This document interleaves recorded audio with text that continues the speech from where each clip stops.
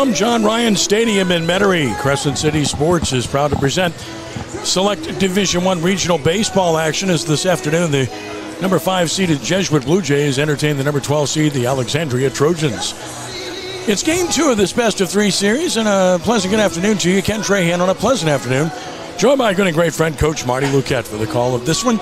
Could be one game, could be 2. As you all know probably by now, all but the lowest classification are best of 3 series, and every round now, not just in 1 or 2 rounds. And Marty, first, it's great to have you with us, and just your thoughts as a coach on going to best of 3 across the board, including in the championship series. Well, you know, the majority of my career, we played without a 2 out of 3s, and I always thought, and people could, I guess they could argue, but over the years, the 30 years I did this, I didn't think the best team always won, and I'd say 90% of the time they'd fall somewhere in the bracket. So a 2 out of 3 for me is a fabulous idea, and doing it every round just makes it even better. And we're trying to get a true champion. I think this is the way to do it.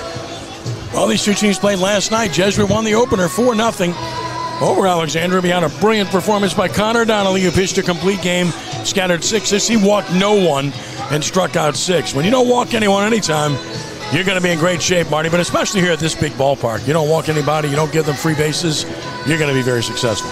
Well, you know, the one thing, all the years, I did all my years in New Orleans, so I've seen Jesuit plenty times. And the one thing you know about Jesuit is that they're not going to beat themselves. They're not going to make errors. They're not going to make base running mistakes. They're not going to do stupid things. They're going to play solid baseball. That comes back all the way from Frank Mizuraka through Dave Moreau, here to Kenny Goodlett. I mean, they play solid baseball every game, and you have to beat them. If they don't walk people, you're probably going to lose. Last year, Alexandria reached the quarterfinals and won the first game in Metairie against Archbishop Rummel, and then the Raiders came back and beat them 2 straight to advance to the semifinals. So this program is a good one under Greg Briggs. They're 18-15 overall, and it's a team that comes into this game with, a team ERA of 2.67. They've got good pitching, Marty. Don't fool yourself. This is a storied program. This program has been very good for a long time. My last year at Destrehan was 2014. My career ended on the fields at Ash in Alexandria. So they've always had a good program. Matter of fact, in 14 they came here to play Jesuit in the next round, and Jesuit swept them. So they have a good program. They always play solid baseball, and it's going to be a fabulous afternoon. It is, and the weather's good, and that's also good. And I'm just over from the golf on the West Bank, so, hey, just pulling double, triple duty, but it's all good. We have no problem, so. It's what you do. It's what I do. It's all good, but we're good, and we're looking forward to it. Alexandria trying to find that first state championship. Jesuit, of course, the king of that in this state, 21 of those, the most in Louisiana high school history. Starting lineups, first of all, for the Trojans of Greg Briggs, 18-15 overall. Leading it off is the pitcher, Nate Oney. Jacob Dean is the center fielder, batting second. Kaden Eckstein, the third baseman, hits third. Cleanup hitter, Grayson Thibodeau is the first baseman and cleanup hitter. Brandon Rayshall, the catcher, bats fifth. Michael Magalon, the left fielder, hits sixth. Batting seventh, the second baseman, Clayton Doyle. Hitting eighth in right field, Matthew Crenshaw. Batting ninth, the shortstop is Jackson Ross. Top 3 of Oney, Dean, and Eckstein. Middle 3, Thibodeau, Rayshall, and Magalon. Bottom 3 of Doyle, Crenshaw, and Ross. For the homestanding Blue Jays of Jesuit, under the direction of Kenny Goodlett, a record of 23-10 overall. Leading off in center field is Michael Brothers. Connor Donnelly is the third baseman. Tyler Shamble plays third base. Cleanup hitter, DH, is Henry Lesh. Batting fifth, the right fielder, Ryan Saunders. Hitting sixth, the shortstop, Marshall Serio. Derek Delat, the second baseman, hits seventh. It's Griffin Jondron, the left fielder, hitting eighth, and Jackson Dugan, the catcher, bats ninth. Top 3 of Brothers, Donnelly, Shambra. Middle 3, Lesh, Saunders, and Serio. Bottom 3, Delat, Jondron, and Dugan. And on the mound is Jake Marisi. Now, the Blue Jays are the visiting team in this game because it's game 2 of the best of 3. And, Marty, you like that? The visiting team gets a home game in the best of 3 series? Yeah, I like the fact that, there's like Rummel and Curtis, being close to each other, probably could have flipped parks and all. But when you have to travel far, at least you don't have to go be visitors for 3 times in a row. And I think that's a good decision by the high school association. And of course, you get a chance to hit last. That's always a bit of an advantage, isn't it? It's when you never know when that last swing is going to be important and when that game's going to go down to the wire or extra innings. And it's certainly an advantage for the home team. So to not be able to have it at all would be unfair. So I think it's a good rule. Blue Jays are in there. Well, I don't have to tell you what the Blue Jays are wearing. It's never going to change. The same pinstripes, the white with the blue pinstripes, blue numerals, and blue caps with the familiar J on top. Alexandria wearing their purple tops with white numerals. They have yellow gold trim and gray pants along with the purple caps. This is a good athletic program. Alexandria, of course, played in the state championship in the Superdome this past year, losing a car in that game. So it's just a good overall athletic program. You know, and right in the middle of a nice-sized town. They're drawing real well, and they have their programs working. I wanted to mention, you're talking about Jesuit wearing their white jerseys. As we watch, this game is so important. I know Marty Luquette's here that they sent the Goodyear blimp overhead. Right, Marty? Go ahead, man. That was it. They probably could rather hang out here than at the golf tournament. But they must be circling the Jazz Fest, the Jesuit Bay Alexandria game. They're here for the golf of the short class. But you were saying about Jesuit? You know, I'll steal a line from Destrahan, but it fits Jesuit. You know, graduation, tradition never graduates, and that's why they come out in those white jerseys, and you know it as an opposing coach, and they're going to come to your house and wear yours. Pause now. Everybody has to rise, and we will have the playing of our national anthem.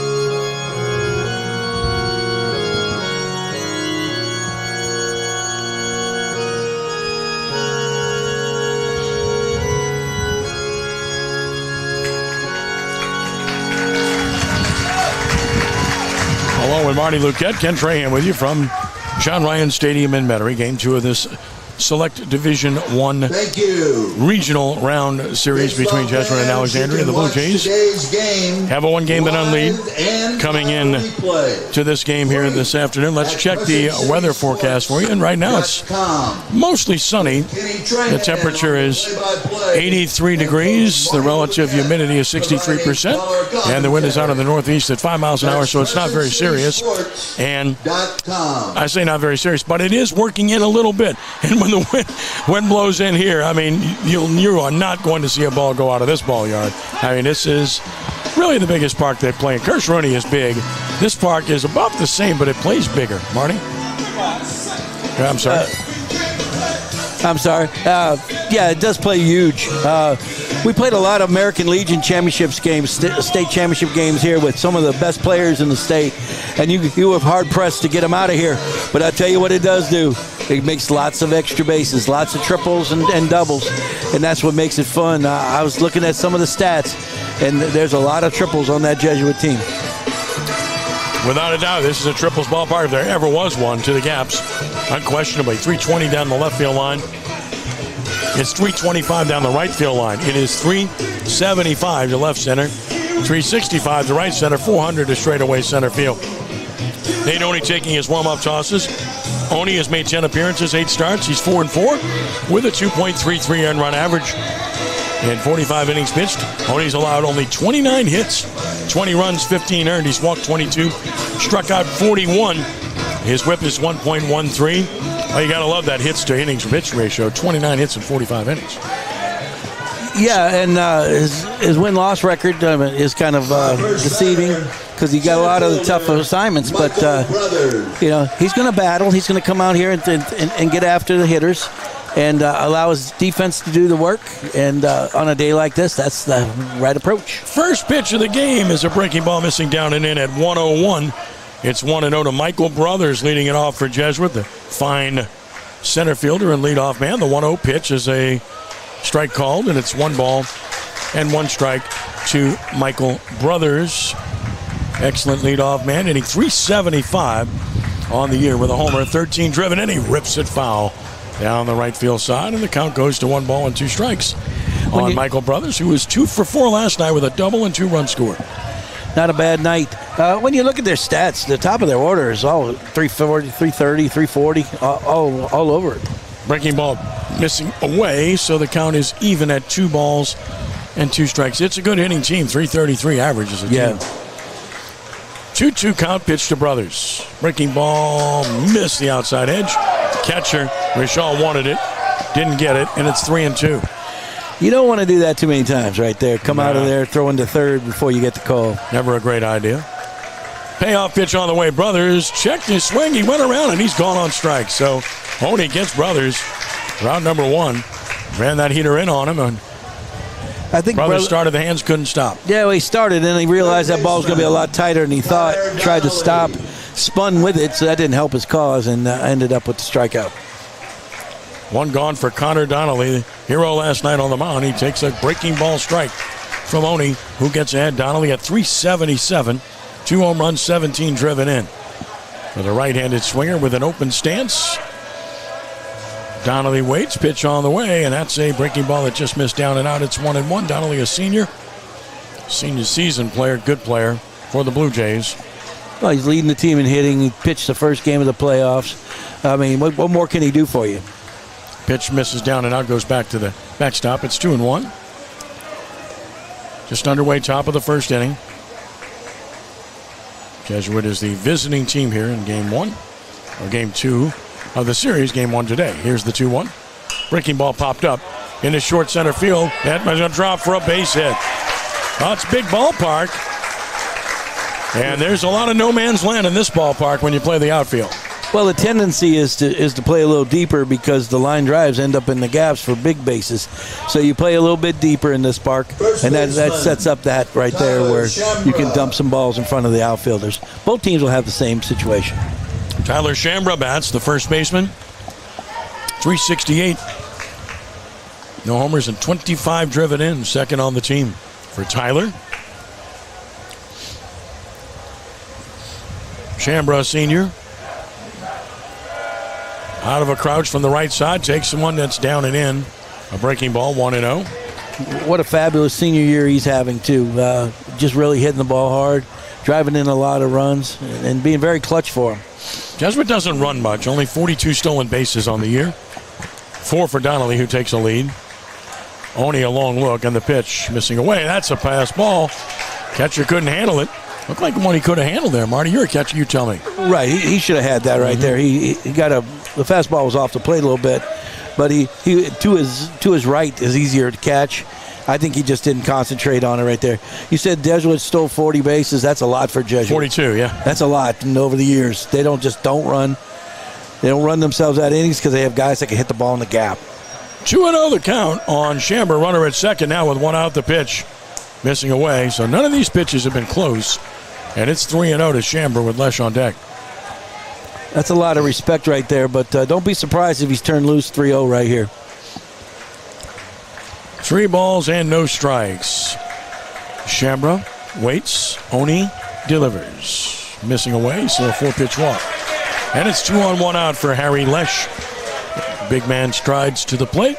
Harry is at .349. He has a home run. With 27 driven in, he leads the team in that department. Designated hitter. And again, ignore the home run totals for Jesuit. Right. Consider where they play. It's really inconsequential. Well, you look at your next step is look at their slugging average. Now That's they're kind of the key. shallow in the outfield in this big ballpark. Trying to cut down a run here. Lesh has the power to drive the ball. Here it is. That's a breaking ball missed inside. I'm going to guess the coach brought them up because of the wind, and he's going to pinch a little bit. But you could pay for that. You know, balls that are hit down the lines or in the gap, you'll pay for that dearly. 1-0 the count. And another. Breaking ball front door. Strike called 1-1. He likes to start that breaking ball in. He aims it right at his left elbow. You got to stay there tough and wait for the break. But that's not a good pitch to hit right now early in the count. 2 on, 1 out, 1-1 the count. A long look and the pitch from Oni. Swinging a foul off the end of the bat. So Lesh finds himself in the hole, a ball and 2 strikes. Right there, I think he extended the plate a little bit. He went off the plate to get to that pitch. No need to do that at this time because he was still ahead in the count. I think that might have missed, but aggressive. There's nothing wrong with being aggressive in the hole that he's hitting in the 4-hole. 1-2 the count. Stretch. And the pitch. And it's high. So the count evens at 2 balls and 2 strikes.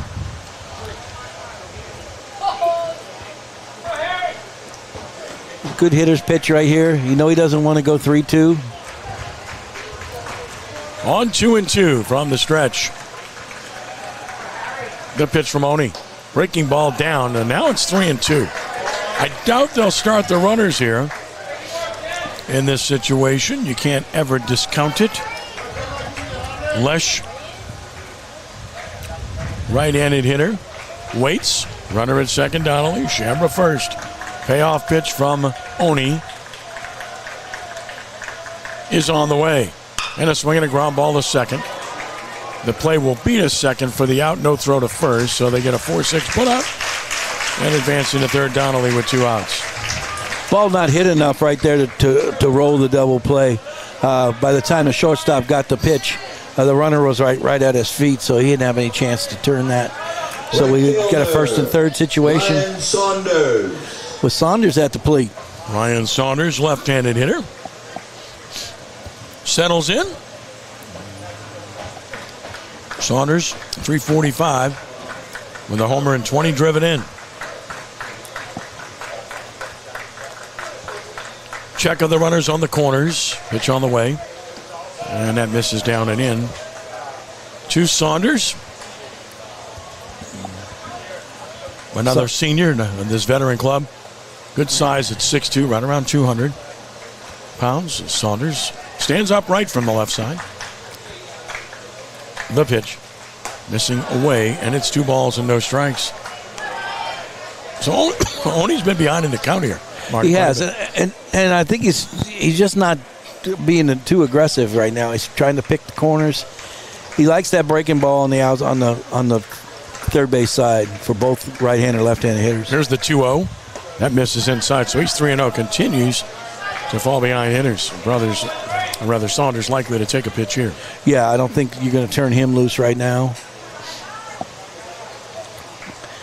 Try to see if you can work yourself a bases loaded situation. On 3-0, has to throw a strike, and he does. So it's 3-1, and we'll not likely see Lesh running here. That's not a big part of his game. 1 steal on the year, 3-1 in the count. And Saunders swings and fouls it. It's 3-2. That means Lesh will be off with this pitch from first base. Yeah, you're not going to run 3-1 right there. There's no advantage for you other than to make the infielders go across the diamond, but you do take the chance of him getting thrown out if he swings and misses. 3 balls, 2 strikes. Runners lead from the corners. Lesh will take off from first. There he goes. Payoff pitch and a swing and a ground foul over toward the Blue Jay dugout. So we'll do it again at 3-2. Kenny, we talk a lot about in the games we do with Delgado about pitch counts and how they work hitters. Jesuit's always been good at that. They work in hitters. Working pitchers. Hard to go a complete game against them for sure. Here it is. Swing and a miss. He struck him out, and Oni pumps his fist as he pitches out of it. No runs and a hit. 2 men stranded for Jesuit. Bottom of the first coming. The Trojans to the plate with no score. Well, Oni had to battle, but he he got the job done there, Marty. He did battle right there, but that's when you get the opportunity to get some runs, especially when you've already hold a 1-0 game lead, getting the lead early is very, very important. Puts a lot of pressure on the team that has the one loss. And so you hate to lose that opportunity, but the fact that you had it ran his pitch count up and also gave him he had to make some quality pitches, which he was able to do. And he got to strike out the end of the inning. So the Blue Jays will take to the field with John Drawn in left, Brothers in center, Saunders in right, Donnelly third, Sirio short to left second, and Chambra first. Dugan doing the catching, and on the mound is the right-hander, Jake Marisi. Well, Jake is a senior now. Can remember when he was a freshman and he was playing on this varsity team. 5'9", 165. Marisi is a strike thrower. We know that. 7 appearances this year. He's 4-2 with a 2.81 earned run average, 32 and a third innings pitched. He's allowed 17 runs, 13 earned, 27 hits, only 11 walks, 28 strikeouts for Jake. And he has 3 shutouts on the year. It's pretty impressive. Say that. He's a strike thrower, Marty. You're going to have to be ready to hit against him. You are, and he's going to throw his breaking ball for a strike, and that's the key for him. He's going to be able to mix it up. He's been having a little tenderness. They've sat him out a couple weeks.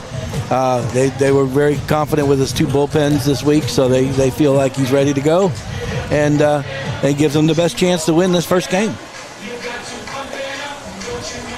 Again, there would be a third game to follow if Alexandria wins this one. If not, the Blue Jays advance. And we'll take a look at the brackets coming up after this half inning.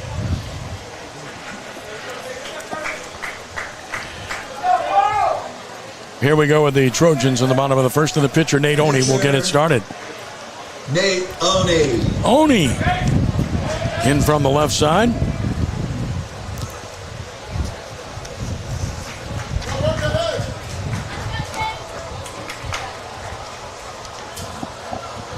First pitch from Marisi, and he got a strike over the outside edge. That's important. If he can get the corners, that's going to really make him effective because he has good command and he's not overpowering. So that's something to watch for with the zone here.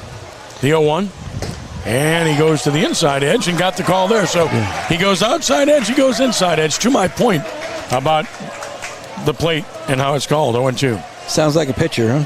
Oh, boy. No doubt. Now the 0-2 pitch from Jake. And he goes with a changeup, but that's way down and outside. 1-2. Straight up defensively of the Blue Jays. It's always interesting to see how they play because they know this place inside out. Swinging a foul back to the netting.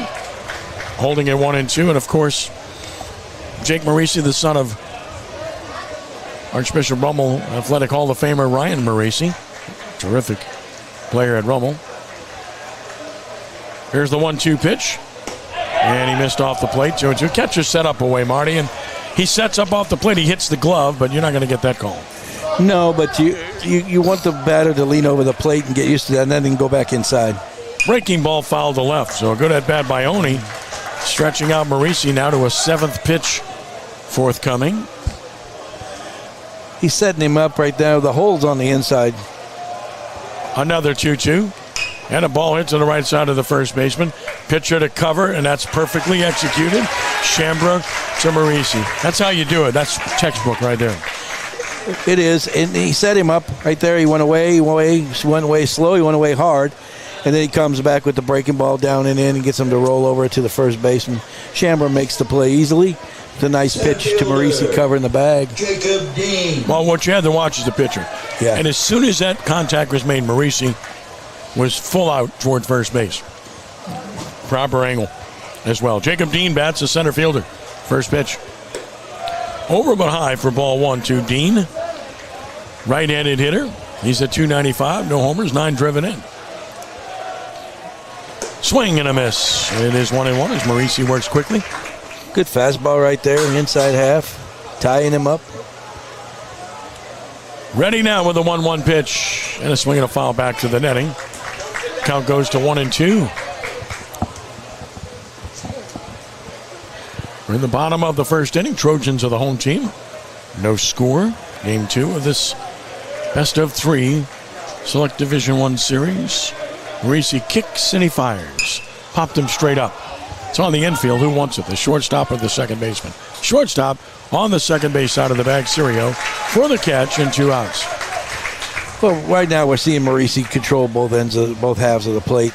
He's able to throw his fastball and his breaking ball to both corners, which will make him very difficult today to deal with. Right there, the hitter went off the plate, went high, and he wasn't able to get his hands on top of that to do any damage. Caden Eckstein will bat. The third baseman stands in from the left side. Eckstein, 374 hitter, a homer, 20 driven in. Swings and rolls it to second. DeLatte, easy chance. Throws to Chambron, an easy inning for Maurice. He had to battle only, but then got quick outs. Nothing across for the Trojans. We're on to the second inning, and there is no score. That's Maurice in a nutshell, what you saw there, Marty. The leadoff man stretched him a little bit pitch-wise, and then the 3-hole got him out of it with hitting the first pitch and rolling over it and getting out. So he ends up, how many pitches we had? 12? 10? 12. Yeah. So he ends up under the number you're looking for, which is 15, an inning to get him deep into the game. But Maurice's really done a great job of going in and out. If he can do this, and this is his norm, if he can do that, he's going to be very effective. He doesn't have to strike anybody out. He's beating people on the hands. He's getting down and in where they can't get their arms extended. That was a fine first inning. Well done on his part. On to the second inning we go. With no score here. And here in the second inning, the Blue Jays will have Marshall Sirio, Derek DeLatte, and Griffin Gendron against Nate Oney through 27 pitches in the first inning. All right, let's take a look at the brackets as we speak in Select Division 1. And you get a look at this 5-12 matchup. And you get a chance to see exactly what you're looking at. And both of these teams trying to advance. And if, in fact, that's the case, well, it's always about the draw. And you can make up your mind about the draw. But the winner of this one will get the winner of St. Augustine and St. Thomas More. St. Thomas More is up 1 game to none there over St. Augustine. They started at 1 this afternoon in Lafayette. Here's a pitch missing away for a ball. 1-0 to Marshall Sirio, the right-handed hitting shortstop of the Blue Jays. Sirio slings and lines it foul down the left field side. Sirio in at 265 with a homer and 13 driven in. The draw's the draw. You got to play whoever's in front of you, right? Well, but you always want to make sure you're not in the side with the top team or the team that you project to win it. Mm-hmm. So, and they're not in that side. That side. Swing and a smash, foul again. So 2 balls yanked foul. Yeah, that distinction goes to Catholic High. You have to Well, John Curtis gets Catholic now. They get him next, and hey, a tough series with Rummel, and then hey, congratulations, guys, take it to Baton Rouge. Thanks a lot, right? Here it comes. Ground ball to the pitcher. Nice job by Oney. Runs toward first. Underhands it to Thibodeau for the out. 1 gone. Sirio retired. Derek DeLatte will be the batter. DeLatte is at 280 with no homers and 10 driven in. Yeah, Catholic has eliminated John Curtis 3 straight years now in the playoffs. So much like John Curtis has eliminated Rummel 4 times in a row since 2017. Sometimes it's all about the matchups. Sometimes it's about having great players. Here's a chopper to first. Thibodeau waits on it. Pitcher covers. And twice we've seen pitchers get over there in plenty of time. You love that, don't you? Well, you spend a lot of time on that. I mean, doing PFPs, that pitcher fielding practice is important. There's nothing worse as a coach to have a pitcher who, in the middle of the diamond, that can't field his position or get you into jams. So you have to spend time. Your infielders are going to handle balls, but you got to make sure that your pitching staff can do the same. Griffin Gendron bats at 364, no homers and 7 driven in. He takes a ball from Oney. He's trying to have a very quick inning after he needed 27 pitches to get out of the first inning. There's the 1-0 pitch. That's a strike. It's 1-1. He's found the zone after scuffling in the first inning where he was behind hitters throughout. Did walk a batter. Here's the 1-1. Look out. Way inside. 2-1. But that's what he likes to do. He likes to start that breaking ball into the right-handed hitters. Yeah, the hitter bailed on that, and he may have got clipped, but he thought he should have. But I'm not sure it would have hit him. Pitch missing high and away, 3-1. That pitch, though, as a hitter, you see that slow curveball. You don't mind wearing that one, do you? No, and Genron right there, after he let it go by, he's like, oh, man. I should have done it. Yeah, that was my chance. 3-1 the count. Hey, when that happens. John Tron waits. Here it is. And a swing and a roll at second base should end the inning. Doyle gobbles it up and throws him out. A very good, quick inning for Oni, who retires all Blue Jays on ground balls. Nothing across. We go to the bottom of the second inning. And there is still no score here from John Ryan Stadium. Oh, Oni settled in very nicely there, Marty. He did. He started throwing his breaking ball for a strike early in the count, got himself ahead, and he made the hitters get aggressive. From the Jesuits' perspective, what you're doing there is trying to get somebody on base and roll the lineup so that the next inning you can start with the top. They weren't able to do that. They weren't able to get anybody on base right there. So now they'll have the 9-1-2 when they come back up.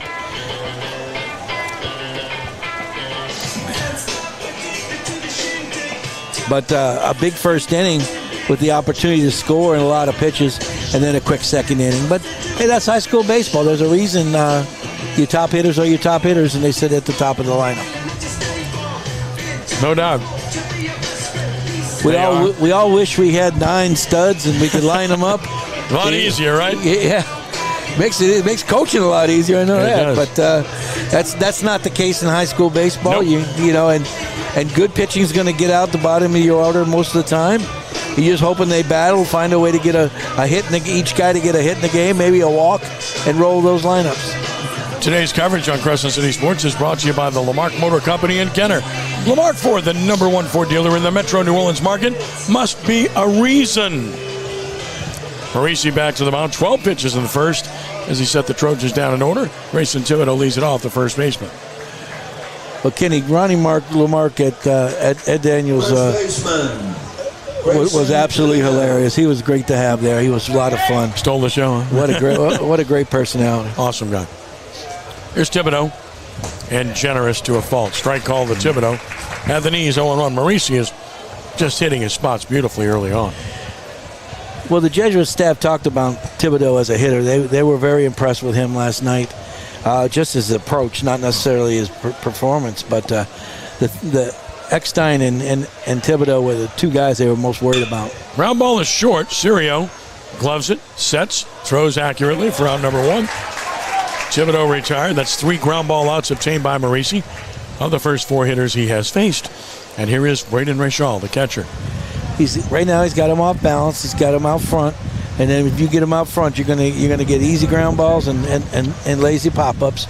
And right now he's certainly pitching very well and controlling both ends of the plate. Rachal, 292, a homer, 21 driven in. Right-handed hitter, the pitch. Fastball strike called again. Perfect location, outer portion. And he's not pitching to the middle of the plate at all. No. He hasn't gotten behind in hitters and hasn't needed to come over the base of the plate. There's the 0-1 pitch, missing high and away. It's 1-1. Even the misses are where he wants them. They're setting up the hitter. Purpose to the pitch. That's what you're saying. Yes. There's the 1-1. That's right down the middle. Called a ball. I guess low. Look at Marisi. Kind of flinched at that one. It's 2-1. Had to be low. Well, when the catcher looks back, that's never good. You kind of know. You kind of know, don't you? 2 balls and a strike, and now it's 3-1, and that's why that was a big call. So behind Rachal, 3-1. When the catcher looks back, his line is usually, "You still there? You still with me?" The famous line is, "Where was it?" That's a strike. Catcher can answer it for you, but he wants to let you know, I know that you know that you might have missed that one. 3-2 the count.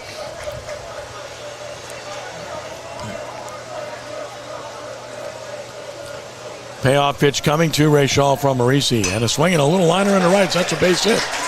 First hit of the game for Alexandria. A 3-2 single to right by Rachal. Takes one to right for the first knock. First base runner for the Trojans brings Michael McGowan to the plate. Sometimes you make the right pitch and the guy still gets a hit. Right there, he was able to get it inside and flipped it into right field. Number 4, Justin Hesney. Running at first Hesney will run at first base. Justin Hesney. Correction, Justin Esney. So Hesney runs at first for Richel. Left fielder, Miguel Magallan. Here's McGowan to the plate. Miguel Magallan. First pitch. Swinging a fly ball slicing down the right field line. Trouble into the corner. It is foul. Had sliced to it. Long run for Saunders. And thankfully for him, it went foul. It's 0-1. Well, that's how this field plays. That's, you got to play a little bit different than you do on most fields. And that leaves lots of room in the corners and the gaps. And that one just went foul. Very fortunate right there because it's going to kick into the corners, lots of foul area, and it's going to about roll around for a while. From the stretch, Marisi, check of the run of the pitch. Breaking ball foul back. He left that one up, but a late swing by McGowan. It's 0-2. Miguel hitting .290 with no homers and 14 driven in. McGowan liked that one. He looked like he was going to take it, and it hung up high, and he said, take me a hack right here, and able to get a piece of it at least. I think I'll go after it. 0-2 the count. And another. Breaking ball low, delayed steal, and he's going to get it. Strikeout called on the pitch. McGowan takes strike 3, but a stolen base for Richel, or rather for the courtesy runner, Hesney. So he's at second base with 2 outs. His timing on that was perfect, too. He did his 2 bounces. He made sure both feet landed, and then he took off, and by then everyone had stopped paying attention. So Hesney steals second. He's in scoring position with 2 outs for Clayton Doyle, and he grounds one to second. That's handled by DeLatte, who throws him out at first. Another ground ball out obtained by Marisi. He's keeping the ball down. He's getting ground balls, and he's getting outs. No runs and a hit. And a runner stranded. First left for the Trojans. We played 2, and we are scoreless from John Ryan Stadium. You got to like what you see from the pitching. Well, they're going to play good defense. They've always played good defense. So he keeps throwing balls and getting ground balls, and his infielders are making every play. So it's a nice combination. It also makes the games move real fast as we move here into the third. Mahoney back to the mound, 37 pitches. He's walked 1, struck out 2. He had the long first inning where he was able to work his way out of that, getting a ground out and a force play at second for the second out, and then getting the strikeout at the end of the first inning. And then he rolled through the second inning, throwing breaking balls for strikes early against the 6, 7, and 8. So he's going to lead, got the 9-hole leading off, and then got the top of the order. So the key here is if your 9-hole is leading off, if he can find a way to first base right here, it triggers an opportunity for a big inning.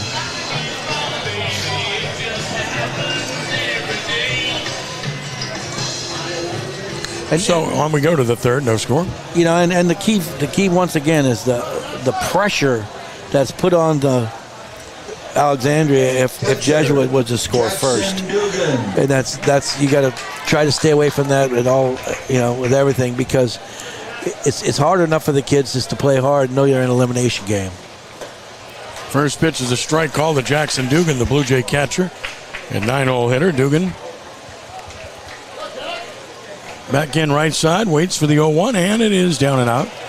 So the count goes to 1-1 on Jackson Dugan. Hitting .222 with 4 driven in. Right-handed hitter. Swings, and it's a base hit up the middle. Right back through the box. Dugan with a leadoff single, and the leadoff man is on for the first time of the game for either team. Well, and the fact that he's the 9-hole and he singles up the middle starting the third with the top of the order rolling up here now sets up real nice for the kind of inning Judge was looking for. The question right now is whether Coach Goodlet's looking to play for 1 or he's looking for a big inning. Well, he's got Calvin McGee running at first base, a courtesy runner. So McGee runs at first. Michael Brothers bats. He struck out swinging his first time up. So your catcher gets you a single to lead off to third. You get one of your fast guys to run for him. Hey, it's nice. Throw to first to chase McGee back. Almost predictable.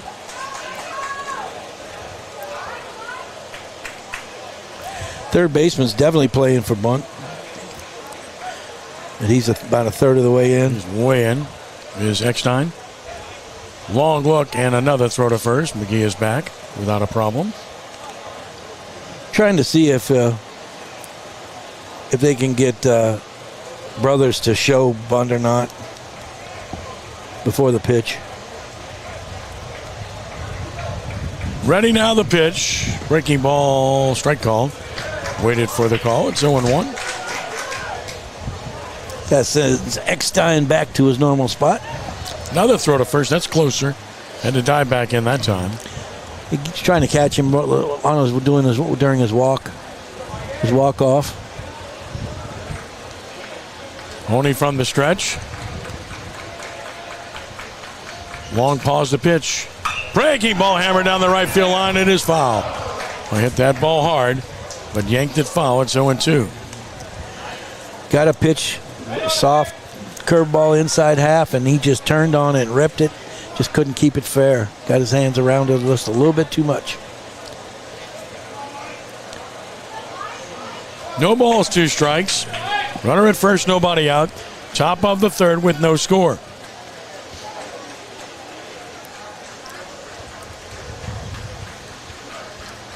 Check of the runner by Oni.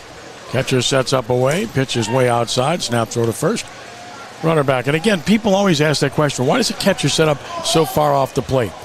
Well, pitcher's going to throw it to him, and it's not going to be a strike, and it's that far off the plate, he's not going to swing. Well, there's different theories. Different coaches like to set up in different places. We talked about this with Dave Beaudry did a game with us at Delgado. He set up off the plate. I have my guy set up. 1-2 the count. Stretch and the pitch, and a swing and a ground ball to second.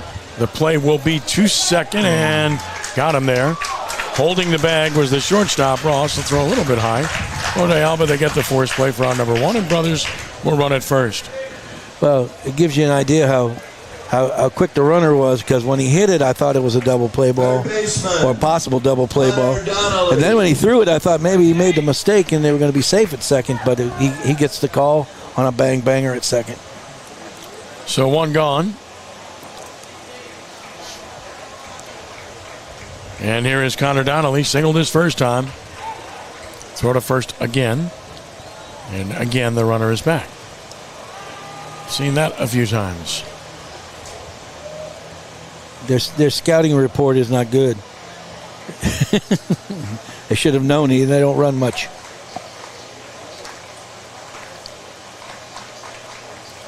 That is a strike called. It's 0-1.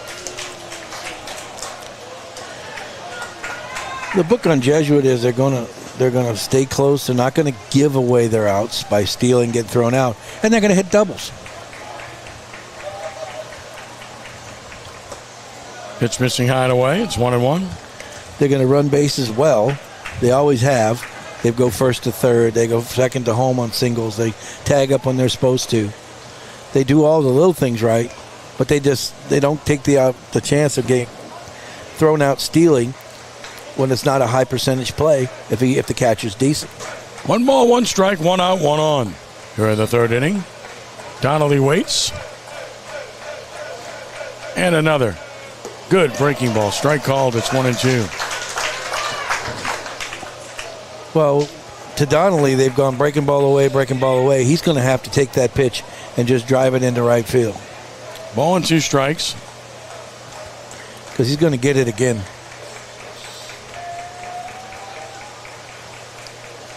And another. Swing and a liner in the right field sinking. That's a base hit. Throw to second and not in time. Crenshaw playing shallow, but that ball was hit hard and it still dropped in front of him. Well, a good job by Donnelly of staying back on that. I mean, you've showed it to me 3 times. The third one I'm going to get. And he takes it and just shoots it into right field for the single. And, First baseman. On a turf field, you don't want to get caught in between, so you can't really attack every ball because it can bounce over your head or skip by you, and then you end up giving up runs. So the right fielder played that a little conservatively, but he had to right there. 2 on, 1 out, and here's Shambra, who takes it over but high. Walked his first time, second time through the lineup for Oni.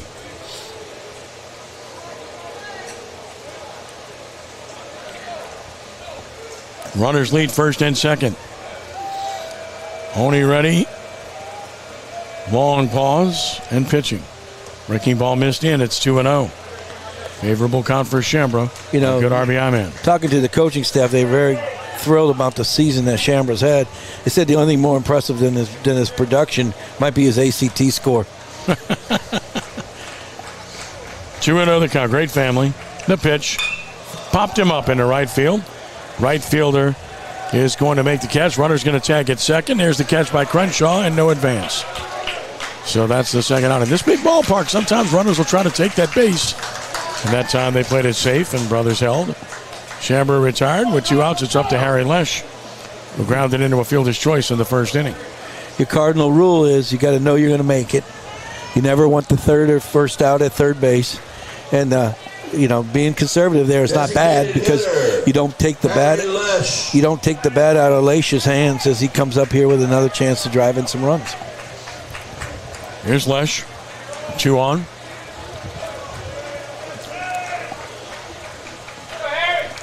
From the stretch.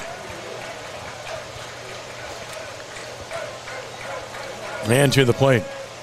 Good breaking ball. Strike called. He's got a good breaking ball. He's shown that from the start. Really settled in after the first inning. He did, and he's controlling that breaking ball, getting it to the outside corner. Once again, he's going to have to do what Donnelly did and take it to right field. No balls and a strike. Only with a check of the runner and the inside move to second, but no throw. Again, wind direction is blowing in a little bit toward right, but mostly in. You're not getting it out of this ballpark anyway.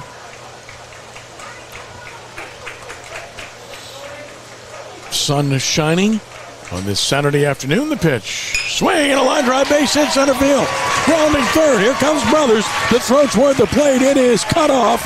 And the Blue Jays have taken a 1-0 lead on a 2-out RBI single by Harry Lesh, who leads this team in RBI, his 28th of the year.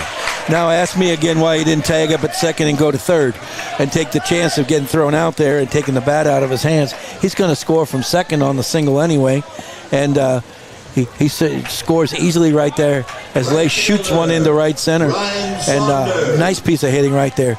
And you're right, that is why he's one of the top leading RBI guys. He's able to hit the ball the other way. Here's Saunders. Ryan struck out swinging his first time. He has a chance with 2 on, 2 outs. Honey, pickoff move to second. Diving back in is Donnelly. I almost get the impression that these pickoffs are for outs. Not to keep guys close, but they're trying to get a cheap out here or a back door. I guess the next one is a throw behind from the catcher to first. It's the only thing they haven't shown us. Saunders back in.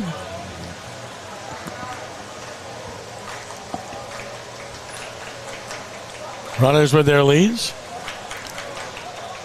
Long look. Longer look. Finally a pitch. Saunders with a swing and a line drive, base hit in left field. Rounding third. They're going to try to send him. The throw toward the plate is wide. He scores. Throw to third. He is out at third to end the inning, but the Blue Jays come up with 2 runs. Ryan Saunders, like Lesh, delivers a big 2-out RBI hit. So in the inning, the Blue Jays score 2 runs, and they do it on 4 hits with no errors. Stranded runner, they've left 3. Bottom of the third coming, it's Jesuit 2 and Alexandria nothing. That's a good job on the relay by Alexandria to prevent the even bigger inning. Well, right there you get, in the inning for Jesuit, you get 4 hits. Not one ball was pulled. 1 up the middle, 3 the other way. And just a great piece of hitting. That's what disciplined teams do. They go the other way. They make you outwork. The throws off line is why the play's made at third. Coach Goodlet's working the first guy, so the second guy's on his own. He's got to see all that. And once again, we talked about you don't want to make that third out at third base, so it ends up working against him, but you have no time to get back to him. He's got to see it, he's got to react to it, and he's got to run the bases how he thinks. And if that ball's at the plate instead of up the line, and there's a tag play, he's easily into third. Instead, because of the errant throw, the catcher releases the bag and throws him out going to third. So the Blue Jays have taken the lead 2-0, getting to the bottom of the third inning.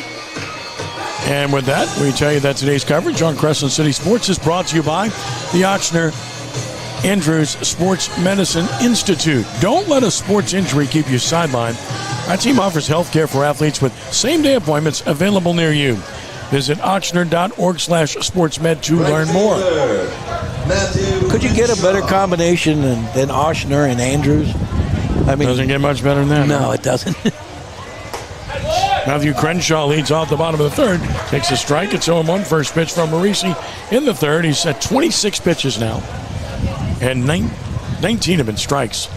And he is just about to say he's been razor sharp, and he hits Crenshaw to lead off the bottom of the third.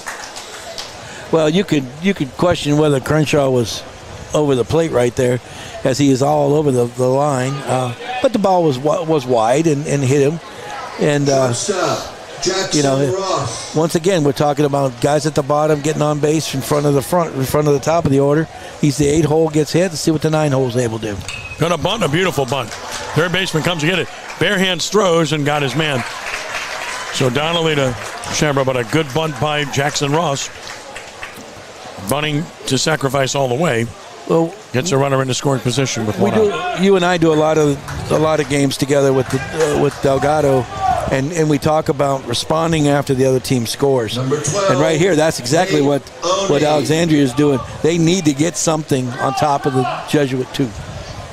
Nate Oney bats. The pitcher grounds it out. First to pitcher first time, and he swings and fouls it off his foot. And it's 0-1. I'm checking out the cap that Connor Donnelly wears. That's the old faded blue compared to the rest. The others are the true royal blue. His is faded to the max. We're almost talking Carolina blue there, or Rebel blue, or something like that. Old school. Probably got all kinds of sweat marks in it. Exactly. It's just breaking in now. It's just getting good. I can't get rid of that. He's a ball player, man. Here's the 0-1. And a tap foul behind the plate by Oney makes it 0-2. Oney with a chance to help his own cause here. Trying to get his team on the board. It's 2-0 Blue Jays, bottom of the third. Ken Trahan with Marty Luquette from John Ryan Stadium in Metairie. No balls and 2 strikes.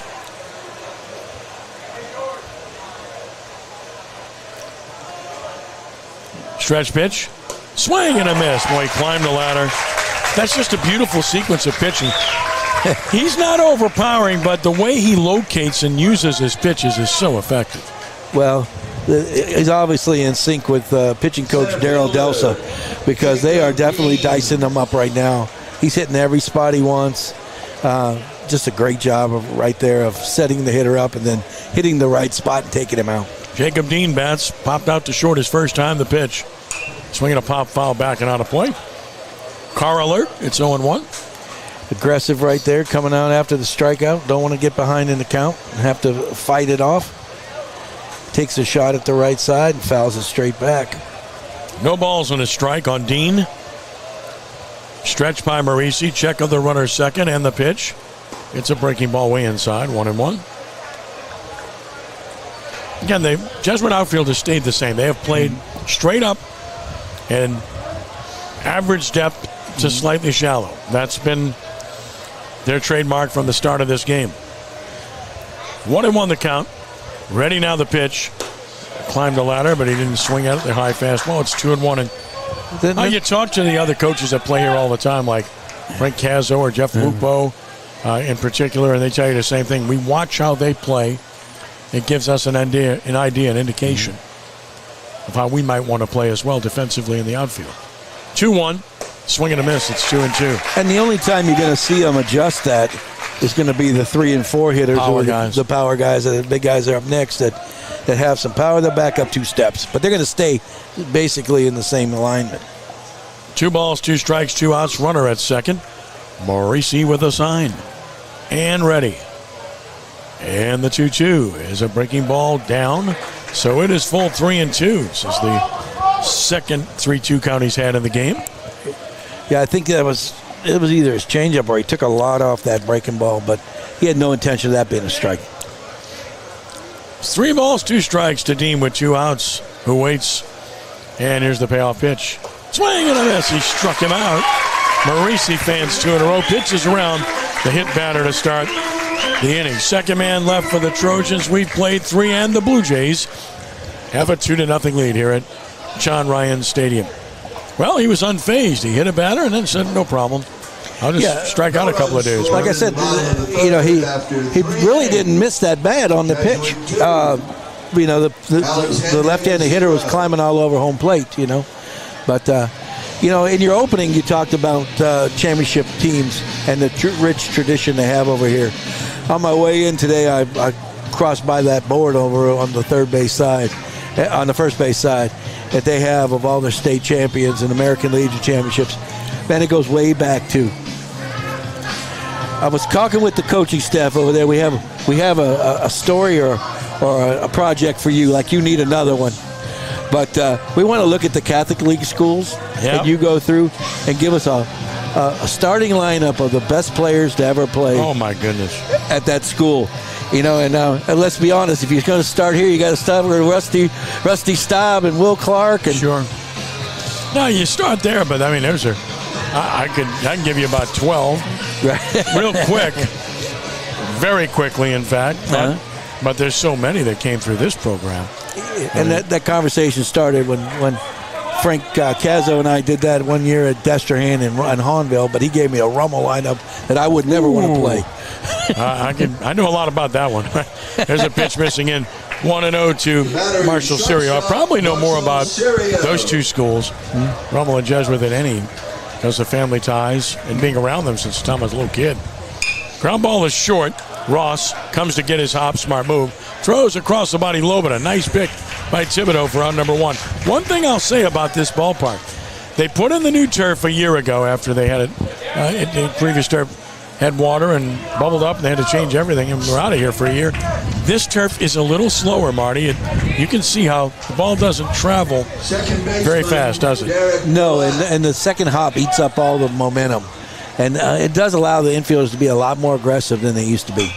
As the ball hit to first base, easy chance to the bag, Thibodeau unassisted. So DeLatte quickly retired, very quickly 2 outs for Oney here in the 4th, who needed a quick inning after entering the inning with 54 pitches. He's getting it. Here's Griffin Gendron. He did the same thing to this part of the lineup last time. He did. They came up more aggressive, and he ate them up.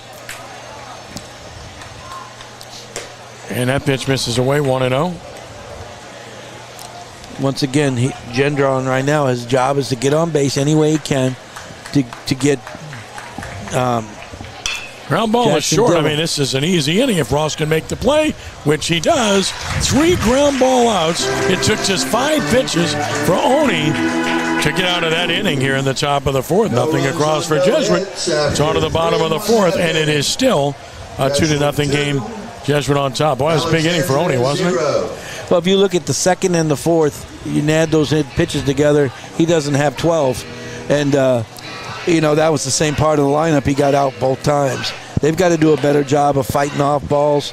And if you're going to hit it, you got to hit it better than that. Mm-hmm. Agreed. Very good inning for Oney. And you're up 2-0, and it's, right now nobody's really thinking it's a big deal. But going forward in these next rounds, you can't go down easy. Everything's got a purpose. Getting deep in counts has a purpose, and you have to be able to do that. And you can't have 6-pitch innings. All right, you ready? Fats D'Antonio, Brooklyn Dodgers. Charlie Gilbert, Brooklyn Dodgers, Chicago Cubs, Philadelphia Phillies. Connie Ryan, New York Giants, Boston Braves, Cincinnati Reds, Philadelphia Phillies, Chicago White Sox, Cincinnati Reds. Quincy Caballero, Philadelphia Phillies, WizKids. Tookie Gilbert, New York Giants. Rusty Staub, you mentioned him. Jimmy Godet, who was a friend of mine, great player. Will Clark, Johnny Giavotella, Ryan Adams, Baltimore Orioles, and Kyle Keller, Miami Marlins, Los Angeles Angels, Pittsburgh Pirates. Blue Jays in the major leagues. Yeah, I was lucky to get to run into Ryan Adams and Johnny Giavotella together. You're really lucky. In the championship game. Eckstein swung and fouled one night, takes one just inside. Johnny threw a complete game to beat us, and I remember well. And Ryan hit one that bounced across Airline Highway. It wasn't very nice of either one of those guys. No. Pitch missing away, and it's 2-1 to Eckstein. Morisi now only 40 pitches. We're in the 4th inning. Eckstein leading off. He grounded to second to end the first inning. 2-0 bottom of the fourth, the 2-1 pitch. That is a strike, and it's 2-2. Just dealing and dicing right now. That's Jake is feeling it, and his location is great. Here's the 2-2 pitch, and a swing and a miss. Dugan has to pick it up and throw to first, which he does accurately for out number one, and that's 3 consecutive strikeouts recorded by Marisi. That was the first real good changeup we've seen.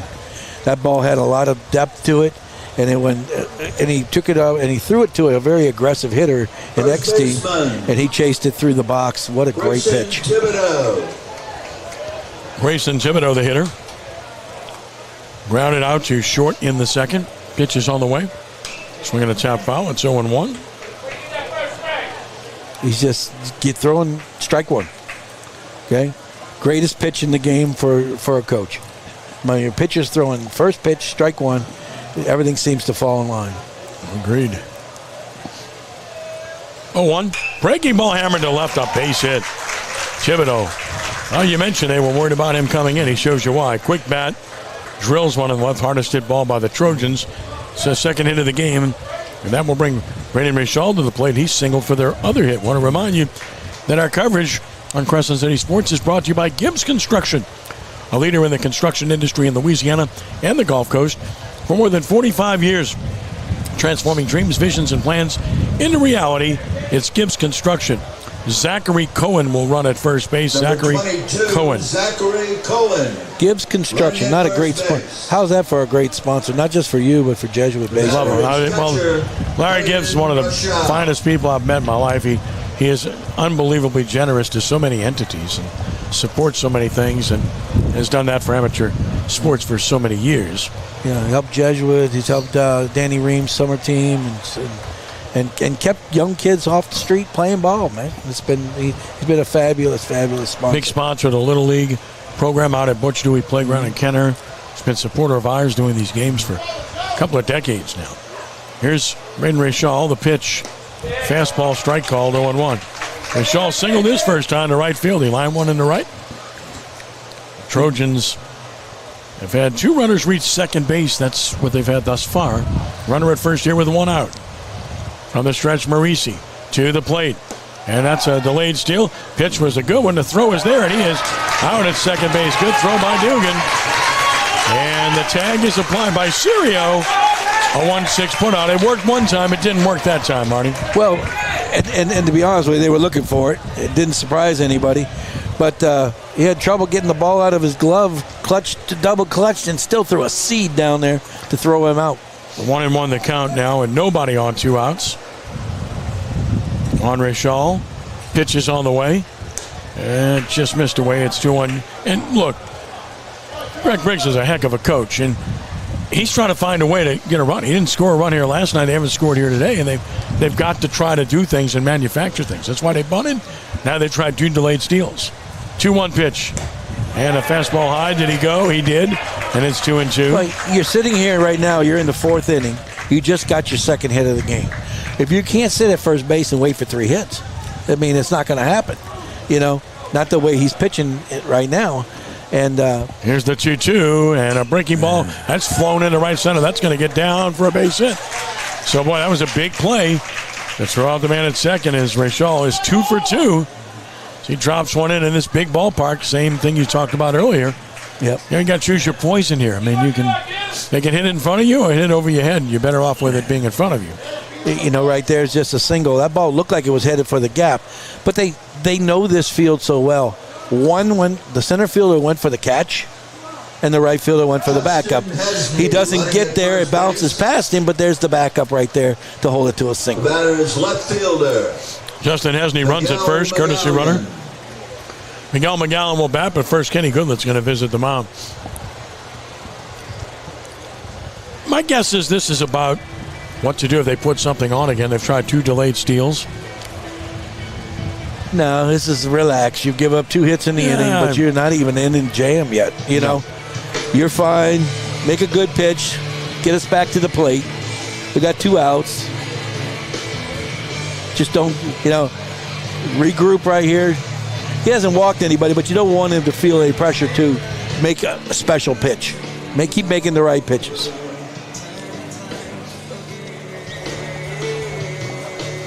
Blue Jays play soccer here as well. Great soccer program.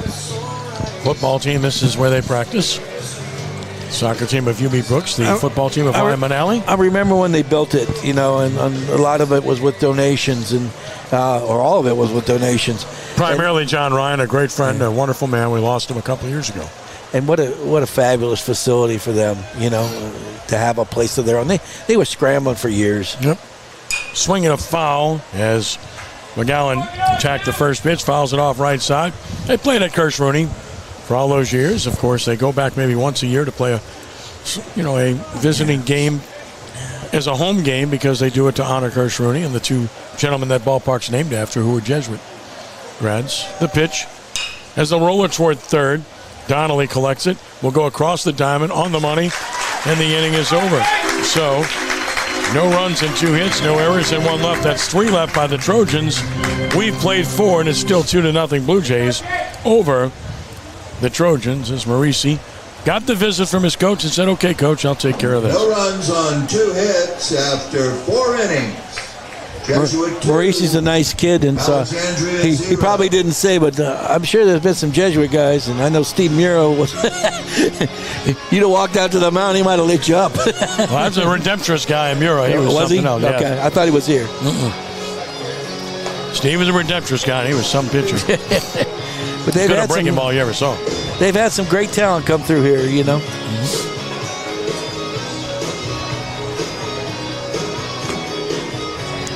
But when they built this place, the rest of us were so jealous. You look at the Dave Moreau teams, and he was practicing at City Park. We're talking about practice, not games. You mentioned Rooney for their games, but you didn't get to practice at Rooney. You had to go anywhere. And he put together the teams he put together practicing over there. That's unbelievable. Well, I can certainly comment on that. My older brother is a Jesuit graduate. And on the football team, they practiced at Scout Island. And he stepped in a pothole and tore his knee. Okay? And he's lived with that. Knee is never quite right. It was like back in those days, it wasn't what it is now to be able to repair those things. And we didn't have Dr. Andrews then. No. Pitch missing away for ball 1. But, if you had a normal feeling, a good feeling, it probably doesn't happen. Right. 1-0 pitch to Dugan, the catcher. He singled up the middle this first time, and that helped lead to a 2-run inning. Takes a strike here, and it's 1-1. Only with pitch number 61. We're in the 5th. It's 2 runs, 5 hits, no errors. 3 left Jesuit, no runs, 3 hits, no errors. 3 left for Alexandria. Stepped out. I mentioned Dave Morrow, athletic director here right now, and what a fabulous, fabulous coach he was. Terrific coach. Good man. Pitch missing away, and it's 2 balls and a strike. Probably the most detail-oriented coach I ever competed against. I wonder how he found time to practice everything. 2-1 missing down and out. It's 3-1. Joe Dugan leading it off. So 3 balls and a strike.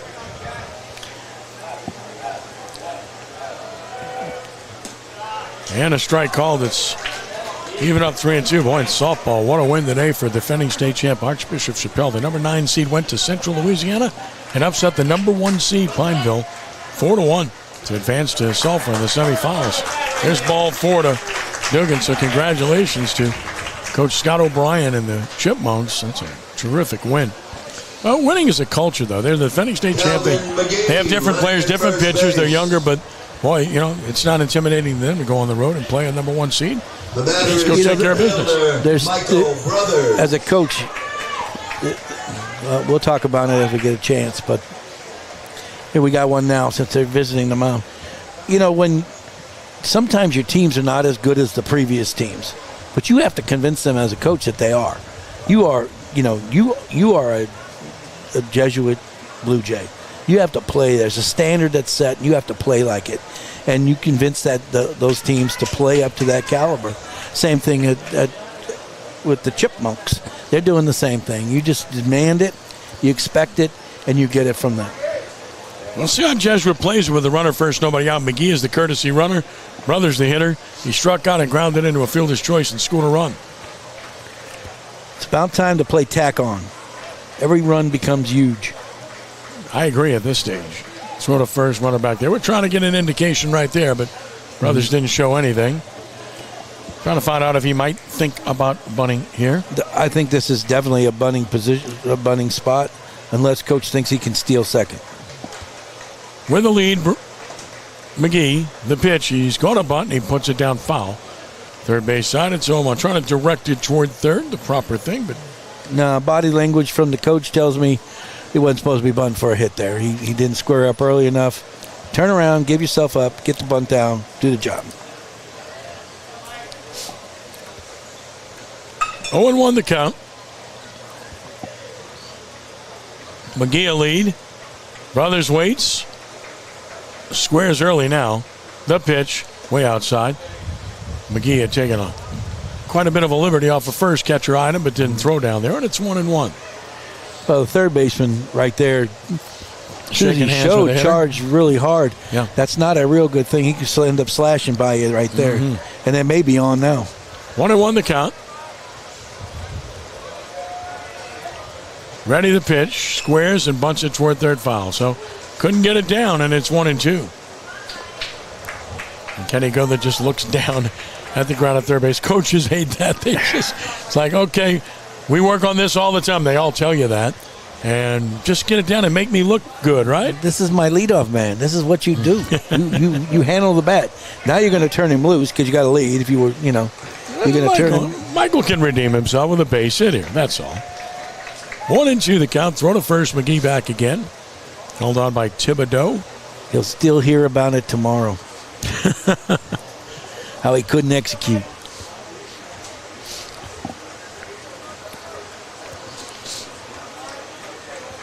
Stretch once more.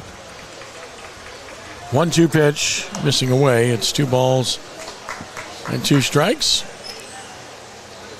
On Brothers. Brothers right now just trying to find a way to get the pinch runner to second. Any way he can. With his lead once more, his Brothers. Is McGee. And the 2-2 to Brothers. Swinging a fly ball to left. Should be handled. Left fielder had him engaged perfectly. And McGowan makes the catch. McGowan, I should say, for the out. 1 gone. And the coach goes for a long walk down the left field line. Yeah. He's got to love that, man. No. And he'll be even more aggravated if the next hitter gets a hit, right? And you know he will. It just has to happen that way, right? It always happens that way. Well, it's Connor Donnelly, too, and he's the guy that's gone 2 for 2 with a run scored in this game as bullpen action begins for Alexandria. So right-hander Jack Lee who's throwing. The pitch. And that is a strike over the outside edge. It's 0-1. Just checking out the Zurich Classic where I was earlier today. Andrew Novak and Ben Griffin, the leaders at 22 under par in the third round. Still playing. Rory McIlroy and Shane Lowry are at 20 under par. They just bogeyed the hole and drop a shot further back. Strike call 0-2. That's where they kind of finished yesterday after a big run. See if they can do better on 18. Donnelly not happy with that curveball. That ball was definitely inside. So it's 0-2 on Donnelly. Throw to first, runner back. Full coverage of the Zurich Classic at CrescentCitySports.com. Incredible crowd out there today, by the way. On 0-2, the pitch. Swinging a fly ball into right center should be caught. Right fielder's there. Crenshaw puts it away. So 2 gone now for Tyler Shambra. Yeah, this is, as a coach, this is the kind of inning that just drives you crazy. You get your leadoff man, your 9-hole finds a way to first, and then you don't execute, you don't move him up, you pop up after him, and the whole inning starts to disintegrate. The saving grace right here is Shambra takes a ball and drives one in the gap.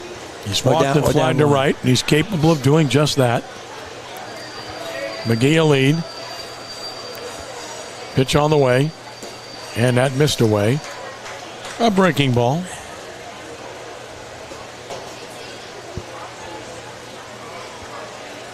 Blue Jays got their 2 runs in the top of the 3rd. It's still that way here in the 5th. Throw to first to Chase McGee back once again.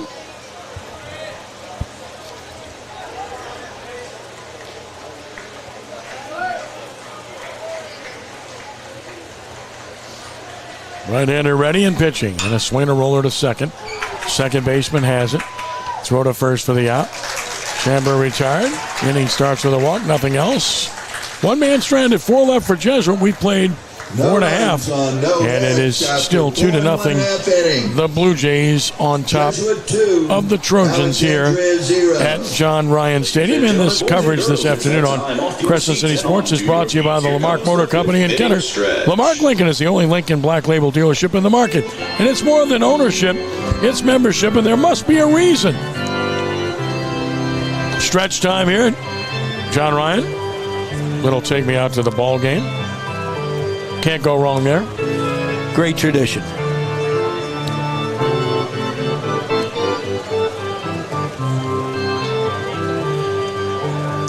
Beautiful day.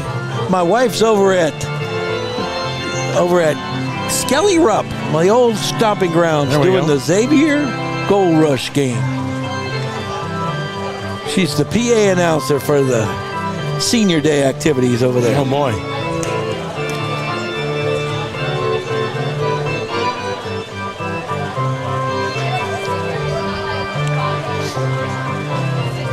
I'm just glad to see her out the house, you know?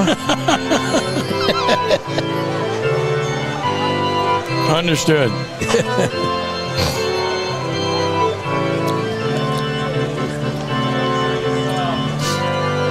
So it's Marisi back to the mound. 51 pitches in 4 innings. He's walked no one. That's been important. And he's fanned 4. And here in the 5th, he'll face Clayton Doyle. Clayton Doyle. Doyle will stand in, grounded to second his first time. First pitch, and he missed the outside edge, 1-0.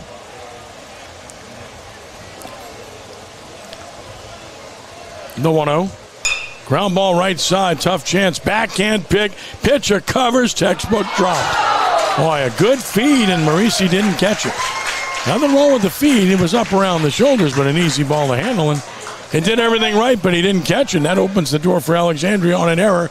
That's got to go on Marisi. It does. A perfect.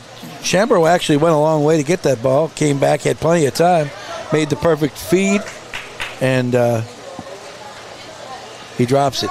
Marisi does everything right. And we'll get a runner at first base. I'm sure Marisi took a peek at his feet, and that's why he dropped that. I think you're right. KJ Ray will run at first. KJ Ray. They have run some pinch runners out there today. Quite a few. Yeah. Don't get me started. The batter is right fielder Matthew Crenshaw. Here's Crenshaw, who is hit by a pitch his first time. Leadoff man is on for the second time in the game for the Trojans. They bunted last time. We'll see if they do it again. Pitch missing, down and out, 1-0. Blue Jays get the bullpen busy. So, again, you wonder about Marisi and how far he can go. And it's a warm day, and the bullpen is busy for Jesuit. 1-0 pitch is up. Snap throw to first, just back. And it's 2-0. Close play at first. In the bullpen for Jesuit is Brandon Thomas, the right-hander. 2 balls, no strikes on Crenshaw. Favorable count for the left-handed hitter. And that's a strike, and it's 2-1. Yeah, this Jesuit's got someone up in the pen. They got him up before the inning even started. Thomas, yep. It wasn't like Marisi's been in any trouble. They're just being on the safe side. 2-1. Ground ball to third. Play is made to second for 1. Back to first, and they got the double play. 5-4-3 around the horn. Donnelly to DeLatte to Chambers, the eraser, and 2 gone. Boy, that's just well done. That was not an easy double play ball to handle, Marty. Well, I think on the front end, Donnelly catches it, and he's just going to make sure he gets it out. And then they get a great turn, and they're able to get the play at first. But all they were really worried about, he took a little bit of extra time to make sure his throw was perfect, and he gave him the perfect turn, the throw to turn, and batting is they're able to execute it and get 2. It's always fun to get 2 at one time. And now we'll get a pinch hitter. Joseph Bayonne is going to hit. Bayonne hitting for Ross in the 9 spot for the Trojans.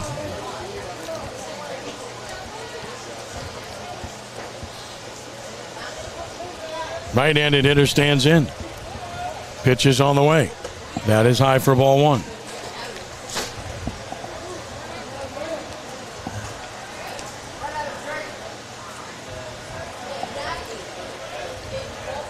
Now the 1-0 pitch. That is called a ball. Just missing the outside edge. He's right around the plate. Didn't get the call. 2-0. And bringing up Jerome, he has to be a power guy because you're not going to bring a pinch hitter up. Chops one towards second. High hop, surrounded. Delat has it, throws him out. And another inning in the books with nothing on the board recorded by Marisi. No runs, no hits, 1 error. Nobody left on base. We played 5, and it's still the Blue Jays 2 and the Trojans nothing. Again, that young man's unfazed. He's the one that made the error. It didn't matter. He just says, no problem. We'll roll a pair and then take care of another guy. That's what he did. I'm a pitcher. I don't want to be handling the ball. Well, he did everything right. We talked about how they're such a sound fundamental team. Mm-hmm. I mean, breaks for the bag immediately, takes the proper angle. He's there in plenty of time. Just didn't handle it. Nah, if we had a camera angle from the right field corner, you could probably see. I'm sure he tried to peek to see where the bag was when he was catching it. And he had plenty of time. He could have caught it and then looked down. But, hey, one thing about this is they're 16, 17, 18-year-old kids, and they're playing hard, and they're playing the game they love, and they make mistakes. And that's what I love about high school baseball. They play for the love of it. They ain't nobody getting anything out of this but other than the opportunity. And it's just fun to watch.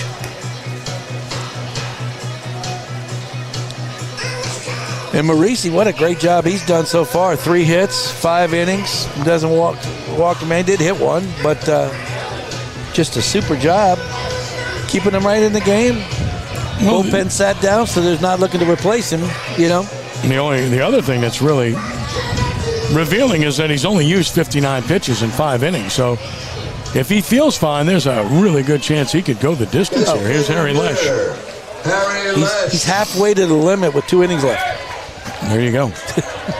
Lesh had a big 2-out RBI single in the 3rd inning. One of 2 such 2-out RBI singles in the inning for the Blue Jays, and he takes a strike call from Oni. 76 pitch for Oni. He's done a good job against this Jesuit lineup, limiting to the Blue Jays to 2 runs on 5 hits. Here it is, and an inside breaking ball makes it 1-1. Lesh didn't flinch. He was willing to wear that one. And he's given up 5 hits, and they've all been opposite field, or we had one up the middle, and the rest have been opposite field hits.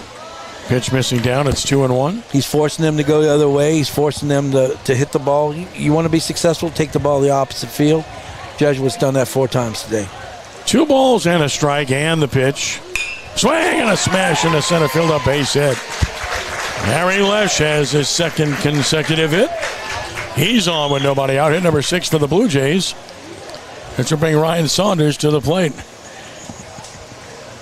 He mashed that ball right there. That was ball up, and he got on top of it. That's the other thing about high school baseball is that the moms get so excited, man. Sean Mayer running at first base. All right, we're going to get a runner at first base. Sean Mayer will run for Lesh. Mayer. Not unusual to run for the DH late in the game. When you're looking for that insurance run. Yep.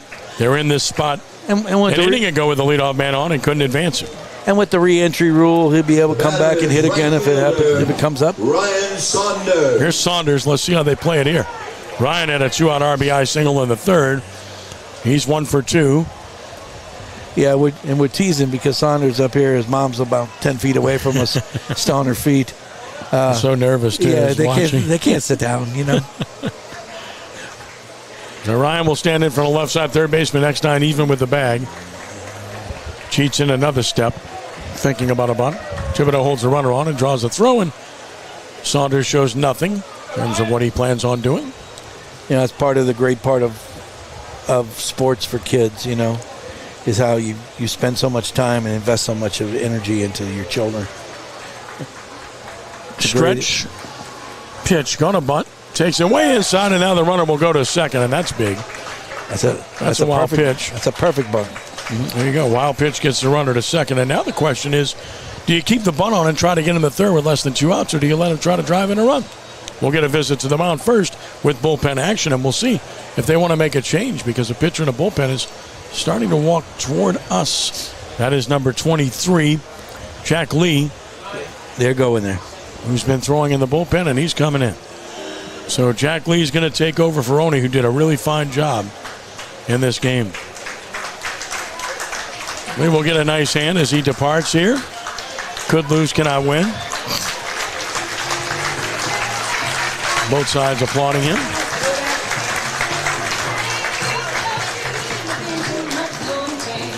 And he'll turn it over to Jack Lee. Lee, a right-hander, taking over. He's made 11 appearances, tied for the most on the staff. Now he takes the staff lead in that department with his 12th. Only a second time out of the bullpen, though. He's 3-4 with a 3.22 earned run average and 1 save. In 50 innings pitched, he's only given 39 hits, 33 runs, 23 of those earned, with 29 walks and 44 strikeouts. Has not given a home run, has a whip of 1.36 on the year. Jack Lee, only a sophomore, and he's a good-looking athlete. He's big. He's big. He walked by me earlier. I'm like looking up at him going, that's a nice-looking kid. And then you say he's only a 10th grader. Wait till he fills in.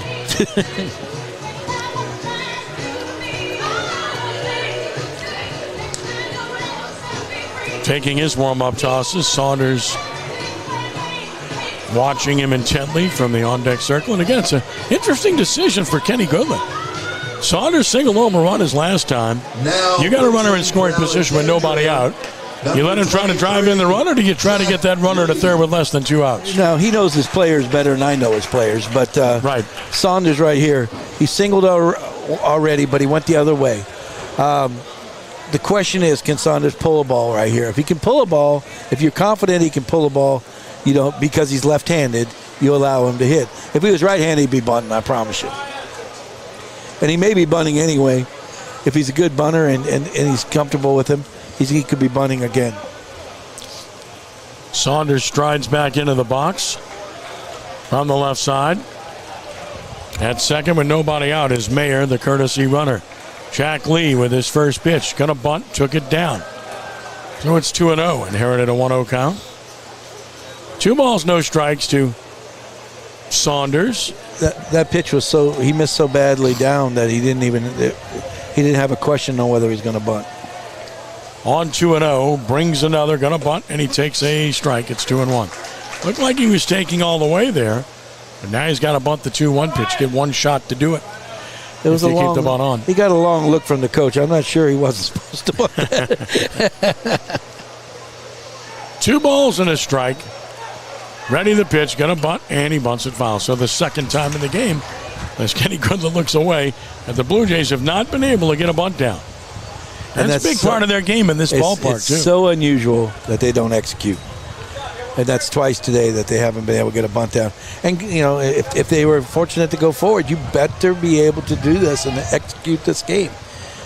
The game is played a certain way. It doesn't matter the score. You got to execute it. And right now they're lucky they've got the 2-run lead, not playing a 0-0 game. 2-2 the count, and a pickoff move to second. Diving back in is Mayer as Brandon Thomas resumes throwing in the Jesuit bullpen, which leads me to believe we could see him.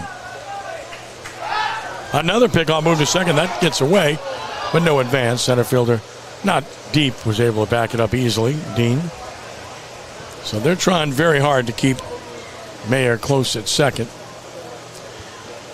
It's a big run out there for the Blue Jays. If they could expand this lead by 1, really puts the onus on the Trojans.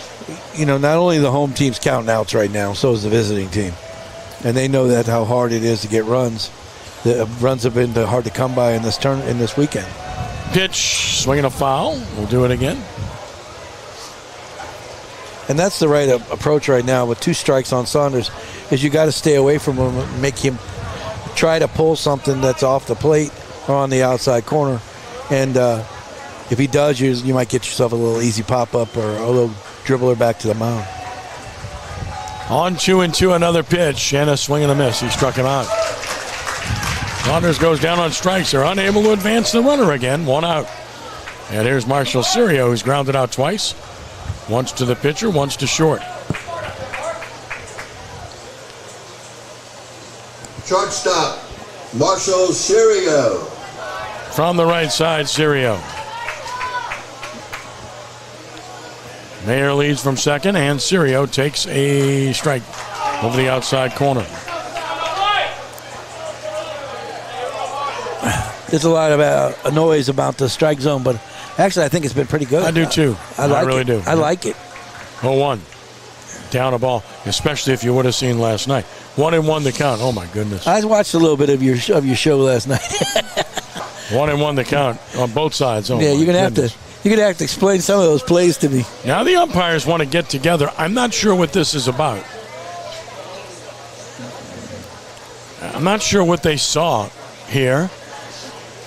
But the three-man crew is having a discussion. It's a 1-1 count. There's a runner at second. They're going to say balk. They're going to call the balk here is what they're going to do, Marty. So they got together. I didn't see exactly what it was. I don't think you did either. No, I mean, looking at what he told the coach, he didn't stop at the top. Yeah. Is what he told Alexandria's coach. He didn't come out, so that changes everything because now you do have the runner at third with 1 out, and now you have to bring the entire infield in. With Sirio at the plate, a chance to add to the lead.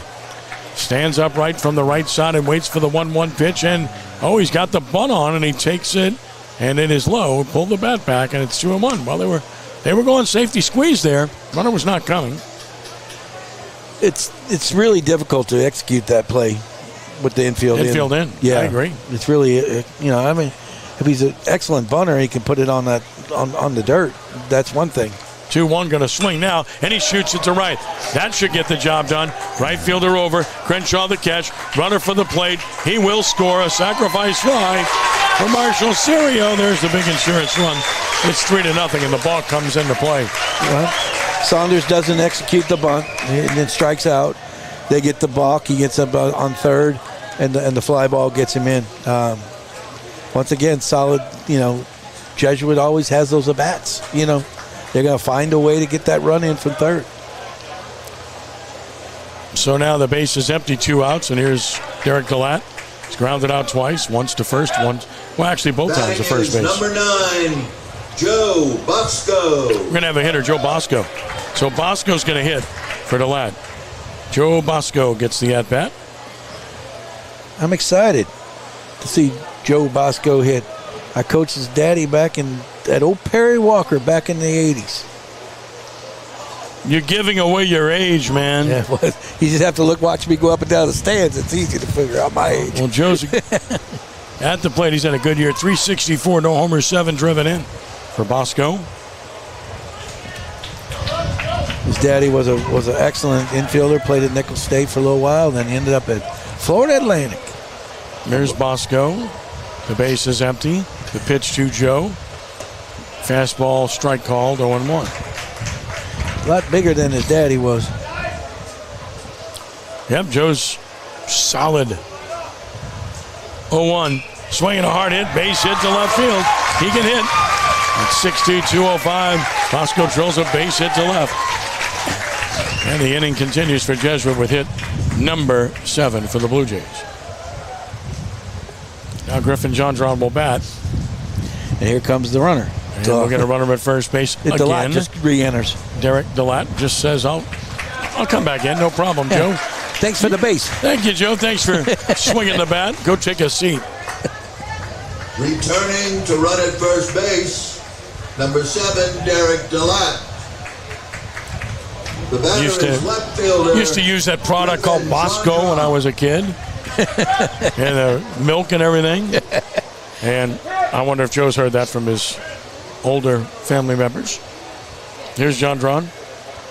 There's always a name that's attached to something.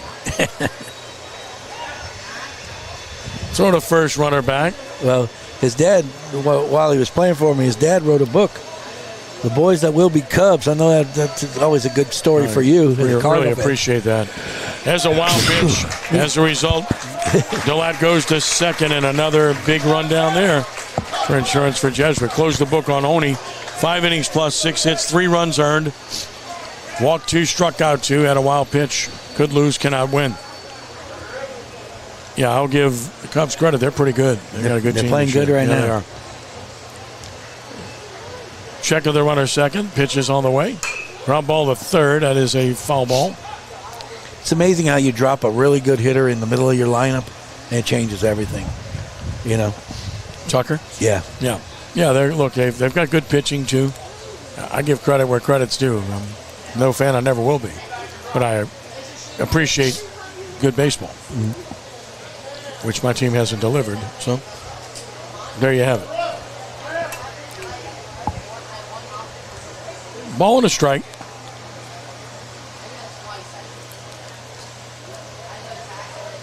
Check other runner second. And the pitch. That's away with a hook. So the count now to 2 balls and a strike on Gendron. It's grounded out to short, grounded to second. That's a big run at second. Every tack-on run becomes huge, especially in an elimination game. And the 2-1. And he laid off of a pitch that just missed up and away, 3-1. Good location for the pitcher right there. And a good count now for Gendron, trying to add to this 3-0 lead for the Blue Jays. Here it is. Ball 4. Good at bat. Takes first. Dugan will shed the shin guards and head toward the plate. All the toils of a catcher's. 2 outs, had the shin guards on in the on-deck circle, and all right, I got to take them off, and I'll go back, and then I'm going to have to put them back on. Jackson Dugan. Hey, I've got a hit and a walk. I'm having a great day. I'm happy. He's perfect, 1 for 1. I'm about to drive in a run, and they're going to come run for me at playtime. Put that jersey. Like his future, the 5'11 sophomore. Just a sophomore, the pitch. And that is just missing a ball. Pretty good pitch. No call. Pitcher goes beyond the mound. He wanted that one. The at-bat by Gendron's huge. It rolls over the lineup. It puts a... If we get a hit right here, they get the run. If they don't, they get to turn the lineup over. They have to start the top of the order up. 1-0 pitch. Fouled it back to the netting. And the count is even at a ball and a strike. We're in the 6th. The run is home, and Jesuit leads 3-0 over Alexandria. And the Trojans have their bullpen busy yet again. Gendron at first. Huge lead on that last one. Look for a back pick. It's a possibility here. Here it comes. Swing and a miss. High heater. And it's 1-2. Andrew Wink is in the bullpen for Alexandria. There'll be no back pick with a 2-1, 2 strikes on the hitter, but there was opportunity there. 1-2 with 2 outs, 2 on. And the pitch. Swing and a liner into right field. That's a base hit. And it got over the right fielder's head. This is going to roll for a while. 1 run is home. 2 runs are home. Runner sprints for third. He's going to round third. They're going to send him home. Here's the throw. He's safe at home plate. A Little League inside the Parker. 3 runs scored. Blue Jays break it open as they lead it 6-0. As I said earlier, at turf plays, you have to be careful. You get too close to it, it'll jump over your head or skip by you. In that case, he got caught in no man's land. He really didn't play it that bad. He just got the big hop. What do you say, Marty? Base hit RBI or an inside the Parker? Well, you want to give him an error? I mean, what do you think? No, I'm going to give him the home run. All right, I mean, it's not. What did he do wrong? He didn't touch the ball, really. He just kind of hopped over him, right? Yeah, what did he do wrong? Yeah, that's what I'm saying. He kind of hopped over him. I'm going to give him the home run. So,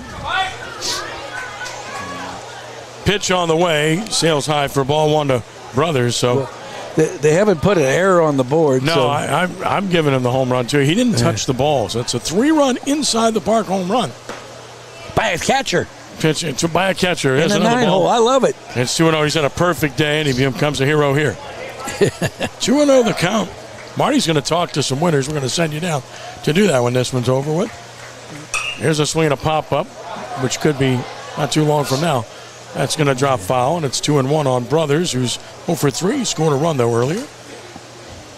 Blue Jays have broken it open here at 6-0 in the top of the 6th inning.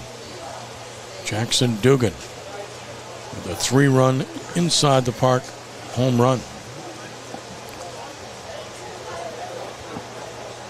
I said there wouldn't be any home runs today. Well, at least not traditionally. It's his first of the year. Didn't hit it over the fence anyway, right? Yeah. I got to save face here, man. That's overrated, over the fence. It's overrated. Who needs to do that? There's a drive to center. Should be handled. Dean is under it. Puts it away, inning over, but the Blue Jays open it up with 4 runs in the inning. They do it on 3 hits, no errors, nobody left. Bottom of the 6th coming. It's Jesuit 6 and Alexandria nothing. And boy, that makes it a lot easier for the Blue Jay pitching, doesn't it? It does. After 5 1/2 innings. And hey, it was clutch hitting. I mean, yeah, bounced over his head and drove into a couple extra runs, but he was going to drive in one, as it was. But they've done such a good job of hitting the ball the other way, and they're so disciplined at staying back and really making good contact when they needed it. In other words, Jesuit baseball, right? Yeah. That's why they're so hard to beat.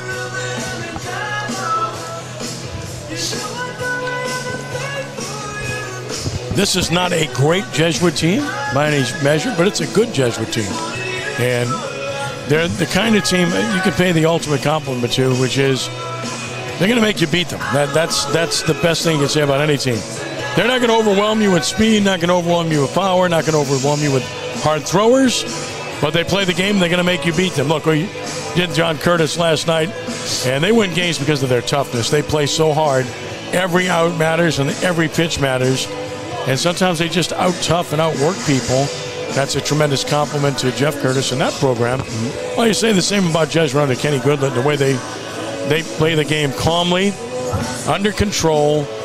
They don't make mistakes, and they make you beat them. And again, to that they point, understand. To that point, Marisi has walked no one. Well, they understand the tradition, okay, and the guys that came before them and how they played the game. And if you just imitate what has been happened before, even when you don't have the best teams you've had in years, you're still able. Somebody has to still beat you, and they look across.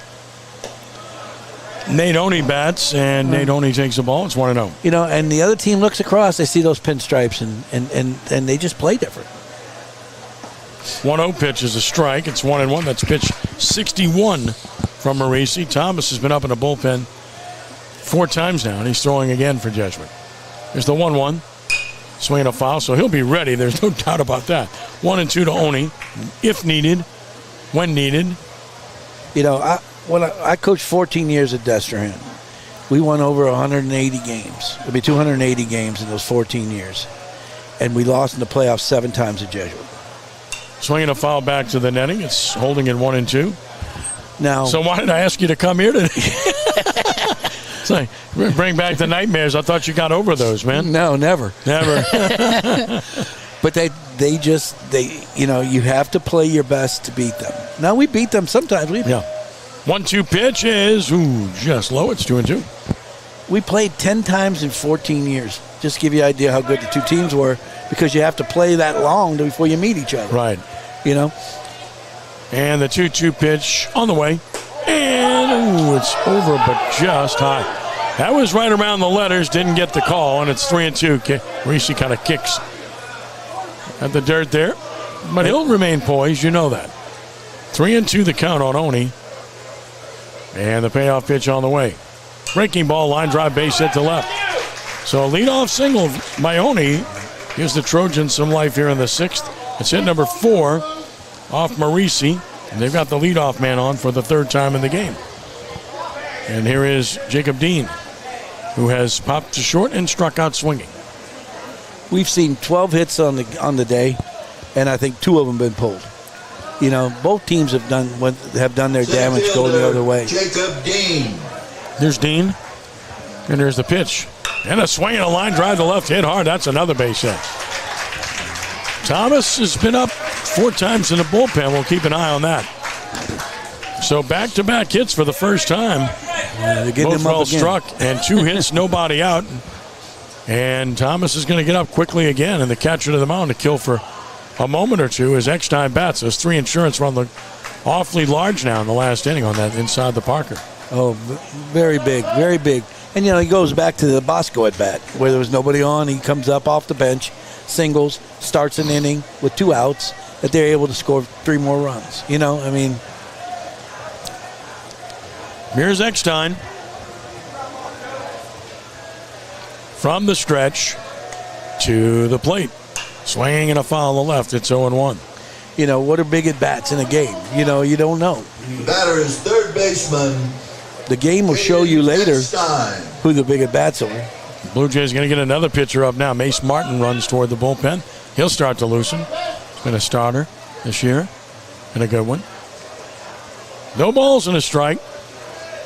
Runners first and second, nobody out. Stepped out. Reese is slowed down with the runners on base. Now ready with the 0-1 pitch. Right down the middle. Strike called, 0-2. This is a gut check time for Marisi. He doesn't want to come out right now. He knows his pitch count's low. He gives up an opposite field single, then he hangs a curve that gets banged into left field. And now it's got he's challenged right now. No balls, 2 strikes. The stretch and the pitch, and a swing and a miss. He struck him out with high stuff.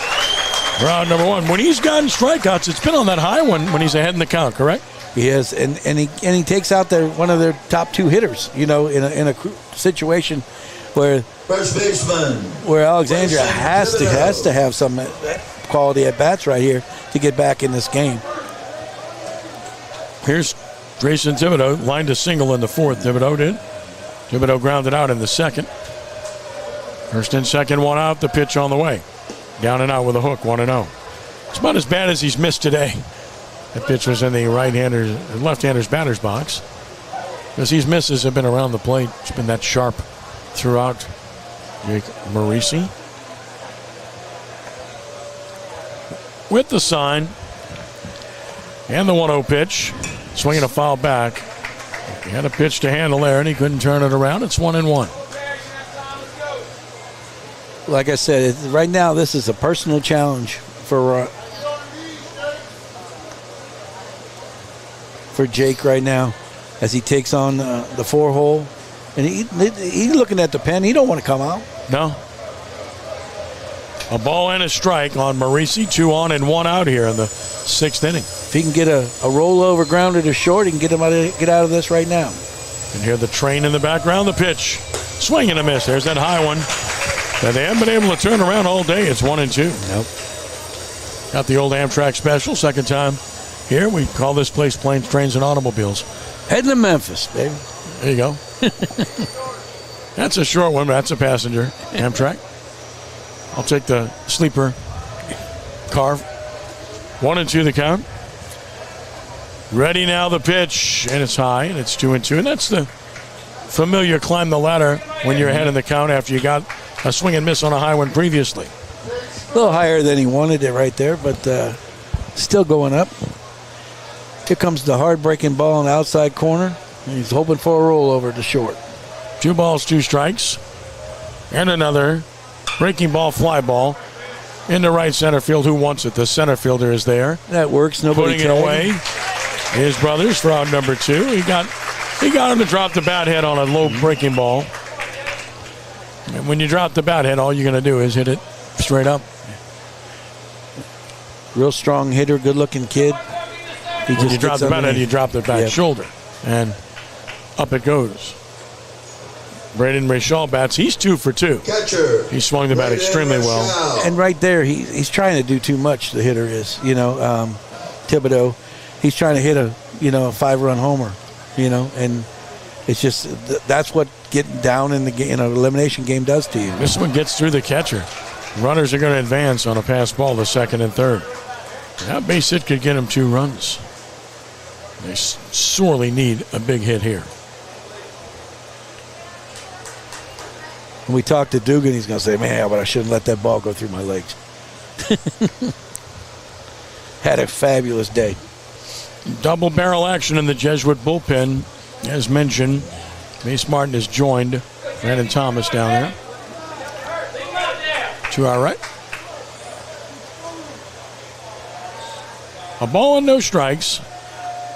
Another pitch on the way.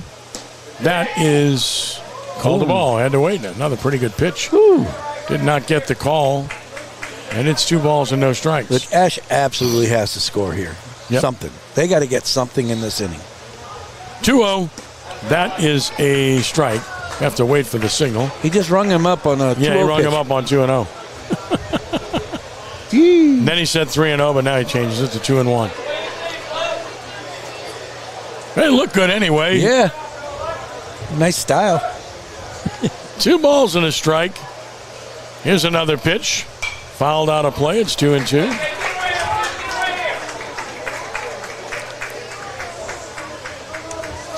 Jake's dealing right now. He really wants this out. He may, somebody else may pitch the 7th, but he wants this out right here. 2 balls, 2 strikes, 2 on, 2 outs. From the full windup, Marisi. Comes the shake fastball. 2-2 pitch. Fastball fouled back. There you go. Here's the shake fastball. Tried to go up again. That's where he's gotten the strikeouts, but Rashal able to get up to it. He's been their best hitter today. 2 for 2 as mentioned, and he's a tough out here. They need him to clutch out right here. They need to cut into this lead somehow. They come out of this inning with a 0. It makes the 7th really, really hard. On 2-2. Another pitch coming. Ground ball to deep short. Serio backhands, sets, and has to throw strong to first, and he got him. On a nice pitch by Shambra, and the inning is over. No runs and 2 hits and 2 men left, and 5 left for the Trojans. Let's go to the 7th, scheduled for 7. And the Blue Jays are 3 outs away from advancing. They lead Alexandria by the score of 6-0. Now it's tough play going to the hole there, and good play on both ends. And he wasn't able to circle it at all, so he couldn't get any momentum going. So he had a flat-footed backhand throw, and he's able to get it close. And Shambra does a great job picking it for him, and keeping Alexandria to 0 runs. It's a nice play on both ends. Blue Jays trying to advance to the quarterfinals to play the winner of St. Thomas More and St. Augustine. The Cougars playing St. Aug right now are up 1 game to none in that series. So they'll have to travel. Yeah, if it's St. Thomas More, they've got to travel. St. Thomas More is the 4, Jesuit the 5.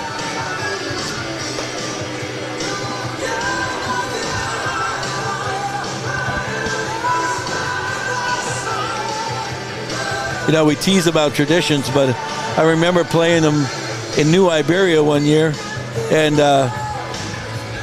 Jesuit, they stood on the balcony with their bowls waiting for their cereal to come up, because it was a Jesuit tradition. They had to eat cereal in the morning. I was trying to give mine eggs and sausage and all kinds of stuff. But I'm sure Mama snuck some real breakfast into them. I would think. Of course, it is Dave Morrow. They might have been afraid. Connor Donnelly takes a pitch inside from Lee. It's 1-0. Donnelly's 2 for 3, 2 singles and a run scored. He's had a really good. Right. He's had a great series, hasn't he? Yes, he has.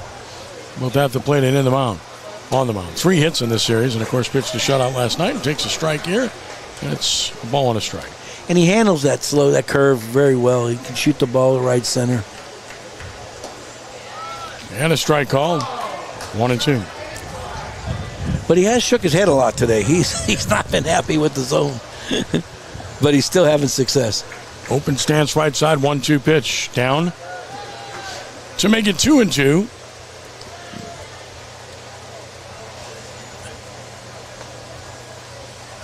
Two balls, 2 strikes. Stands back in.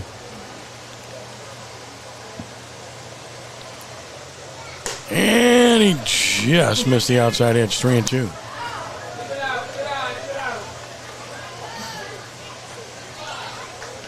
So 3 balls, 2 strikes on Donnelly. The payoff pitch is ball 4 low. He's on for the 3rd time in this game. He's a tough out. There's no doubt about that. Does a great job. Sees the plate. Tyler Shambra to the plate. First baseman, Tyler Shambra. Here's Shambra, who has walked. He's flat out, grounded out. A lead from first down. A lead the pitch. Missing away with a breaker, 1-0. Not the kind of day that Shambra's looking for, but made a great pick in the last inning to save 2 runs. That's like driving in a couple. 1-0. Missing down and out, 2-0. That's right. He's done a really fine job around the bag. Made a couple nice plays, gone far to his right. Nice pick. Playing really well around there. 2 balls and no strikes. And another pitch, and that is strike 1. 2 balls and a strike. In the top of the 7th, Blue Jays an inning away from advancing, lead at 6-0 over Alexandria. A 2-1 pitch. Swing and a little line drive, base hit into right field. Beautiful piece of hitting by Shambra. Boy, that's, as a coach, you'll love seeing that. Pitch out of portion. He read it all the way and just hit it where it was pitched. They've done it all day. Shambra just got involved in it right there, taking a ball. He got his a little bit more off the end of the bat, but he's able to guide it into right field for a hit. So he gets in on the hit parade. Designated hitter, Harry Lesh. I mean, as an offensive coach, you always talk about 10 hits in a game. They're about to get there. You know, one more single, and they've got 10 hits. Harry Lesh. He's had a day. 2 base hits, a run driven, and a run scored as a pitch in the dirt. Runners break for second and third. Save at third base. Donnelly with a good down read. Got there. Shambra on the back end. Read it well. That's textbook baseball. A wild pitch. The catcher got his chest to it, but the ball leaked out to the left past the batter's box. Donnelly off and running. Picks up the bag. You know, and you never know what runs are important, you know, and right here, it's 6-0. You say they're not. You're always looking to add on runs. Second and third. The pitch is a ball. 1-0 to Lesh. 2-0 rather.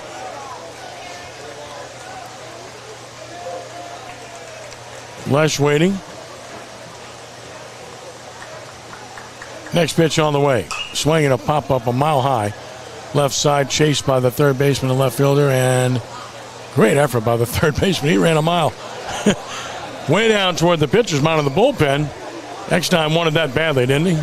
It tells you how big this place is. Yes, it is. You know, to be able to accommodate the soccer field, it's really huge and lots of foul territory. Yep. He went all past the bullpen right there. That's a long way to run. The left fielder went a long way, too. He did.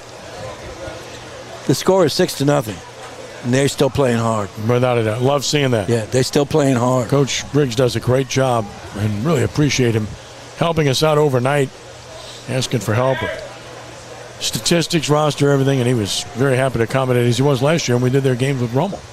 There's a pop-up right side, foul. First baseman over and up on top of the Jesuit dugout, 2-2. You know, and I expect nothing less from an Ash program with great tradition, too, for them to play hard. You know, they've had a great season, and right now this game looks tough, but, you know, they're still battling. They're not giving in. Nope. And that's a tribute to the coach. 2 balls, 2 strikes, and another, and a swing and a pop-up. Should not be deep enough. The center fielder's coming on. Very shallow center makes the catch.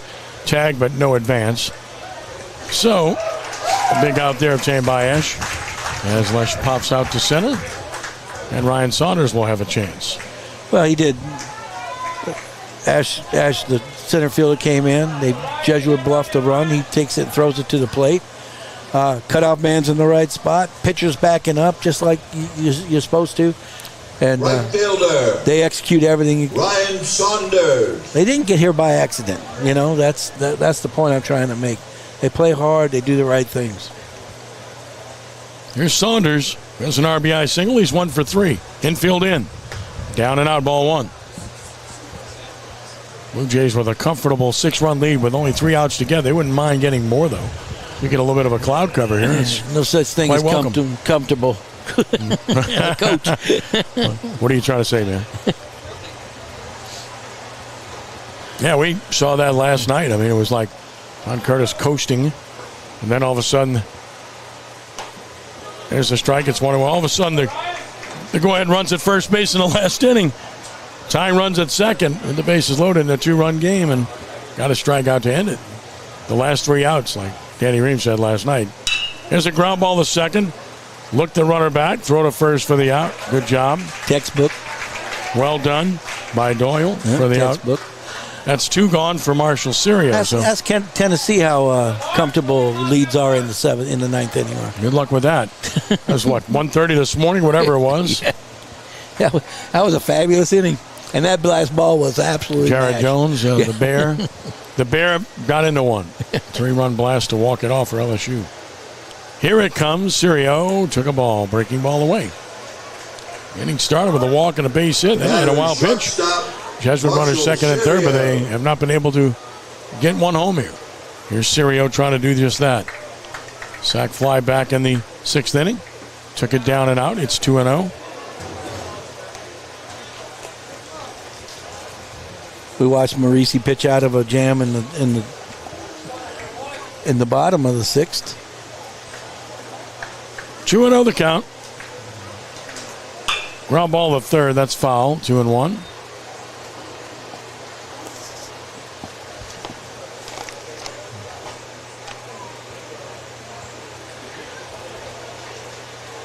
You know, and like I said, we watched Marisi pitch out of the 6th. Jack Lee's doing it here. Executing his pitches, getting ground ball, a pop-up and a ground ball. Sirio swings and misses at the off-speed pitch, and he's even up 2-2. You know, there's a lot of pride in this game. This is what makes, high school sports fun. I mean, you play for that name across your chest and for your little community.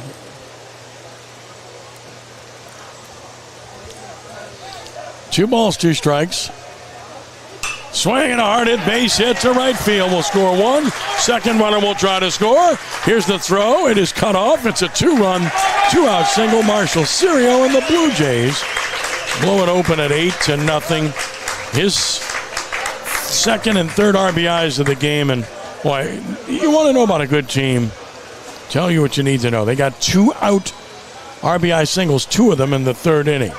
Then in the 6th inning, with 2 outs, they got an RBI hit and then an inside the park 3-run homer. Now with 2 outs, they get a 2-run single. This is all happening with 2 outs. And it's all going the opposite way. Yep. Staying back, letting the ball travel, driving the ball the other way. Pitch on the way is down for ball 1 to Derek DeLatte. Back in there. Second baseman. DeLatte 0 for 2. He re-entered after Bosco singled in his place last time.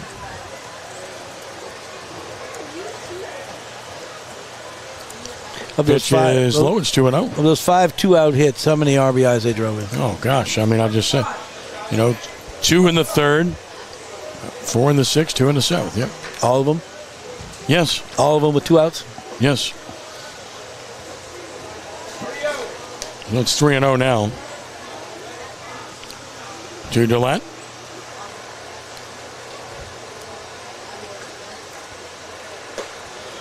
Well, no, the one run was with 1 out, the sacrifice fly by Sirio. So 7 of the 8. 3-1 now. And there's ball 4. So DeLatte is on. After this half inning, we'll send Marty down to go talk to Kenny Goodland, it appears, and our star of the game. Well, I think you got to go with Jake Marisi probably with the way things are going, although there's a lot of heroes in this game. You got a catcher that's 2 for 2 with the inside the park 3-run homer. Hey, you can talk to both. You want to talk to Kenny Goodland, to Jake Marisi, and Jackson Dugan, the catcher, if you like. Here's a pitch missing down. It's 1-0.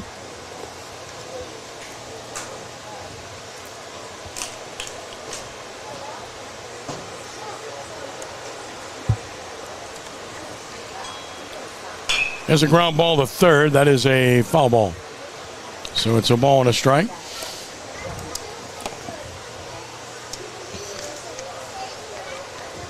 There'll be fun conversations with those guys because they've done an outstanding job today. Well, anybody that knows Kenny Goodland is my neighbor. We see each other all the time. Talked early this morning before he took off and I took off. 1-1 the count. Pitch on the way. There's a ground ball foul toward third. So Kenny's seeing a lot of action down there in the third base coaching box. I had to ask his staff before the game, before I went in the dugout, whether it would be okay, because, I had all those years with Morrow, and you didn't go in his dugout.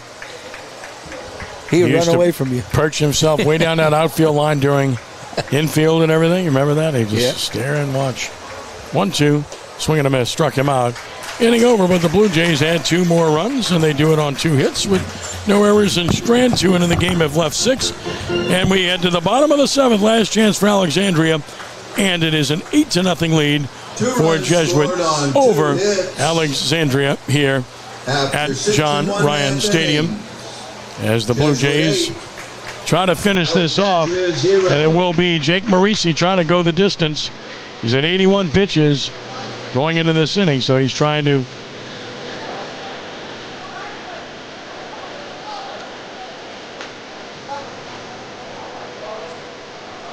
we make sure we turn it on to green and we'll be good. Make sure you turn it when you turn it on to green and you know it's working. We'll send Marty down to go talk to the winners. Marisi has thrown 81 pitches in 6 innings.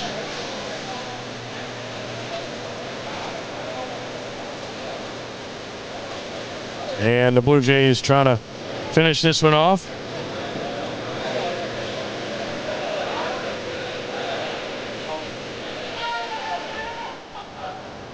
Baseball fans, just a reminder. So watch today's game. This is the last opportunity for Alexandria, heading to the bottom of the 7th inning. As Marisi has been terrific with 81 pitches, and he's been outstanding in this game. Color commentary. For Marty heading down to take care of business. And Marisi trying to finish off his business here in what has been a marvelous performance by this young man here this afternoon. Left fielder, Miguel Magallan. Miguel Magallan will bat. He is struck out and grounded out. Thank all of our friends here from Alexandria that made their way here to watch this weekend. Quality school, quality program, as mentioned in all sports. They do a great job. Here's Marisi ready to go. First pitch to Magallan is a ground ball foul. Third base side, it's 0-1.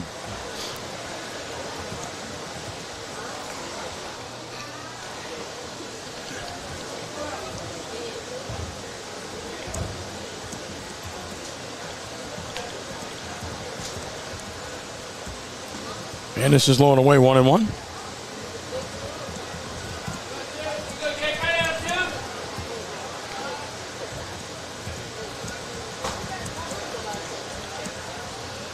And a swing and a liner down the right field side, slicing into the corner. That's trouble. That's fair. Right fielder gets to it. They're going to try for 2. The throw to second base is good. He is safe, and a very close play at second base. Bang, bang play at second, and it's a double from Magallan. So he reaches. Well, a good throw by Saunders right on the money to the shortstop. Sirio thought he might have had him, but it's a double. And Magallan's got a leadoff double here in the 7th. And a chance for Alexandria to get on the board. Clayton Doyle bats. Takes a strike call. It's 0-1. Doyle is 0 for 2. He's grounded out, reached on an error. The only error of the game by either team. Snap throw to second, close. Shortstop, Sirio got there. Good peg by Marisi, just getting back in safely. Magallan. Bullpen busy for Jesuit. That's Martin. Pitch missing away. It's 1-1.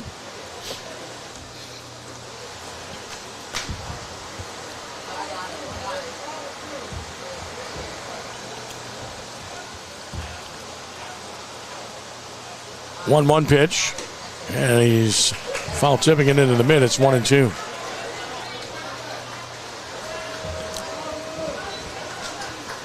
So ball and 2 strikes. With a runner second.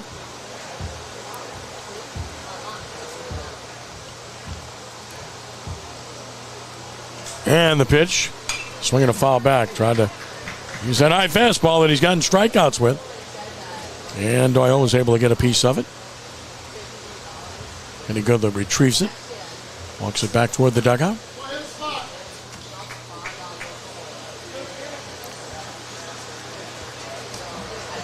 Another 1-2 pitch. Ground ball left side to third. Looking the runner back, Donnelly throws on the money for the out. McGowan holds second with 1 out. 2 more outs to get. For Jesuit, the batter is Matthew Crenshaw. Crenshaw has been hit by a pitch, and he's grounded into a double play. Fielder, Matthew Crenshaw.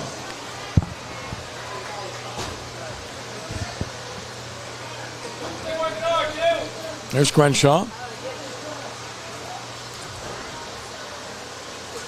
First pitch coming. Chopper foul off the foot. It's 0-1.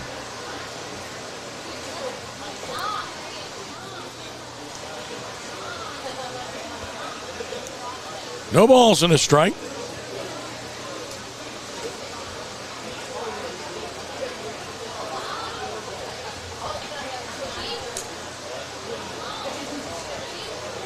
Crenshaw waits. Morisi stretches, and he pitches. Swing and a miss.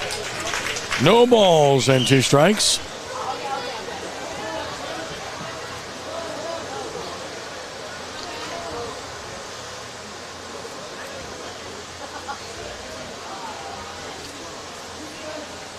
Ready with the 0-2 pitch, and here it is. Swinging a foul. We'll do it again at 0-2.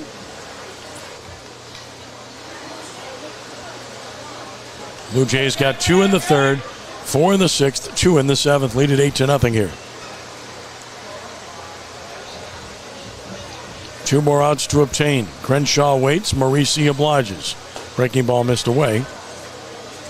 And it's a ball and 2 strikes.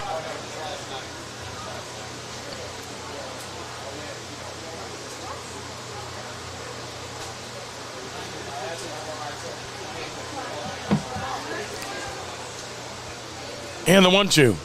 Ground ball left side. Nice play to his knees. Donnelly throws him out. Outstanding play.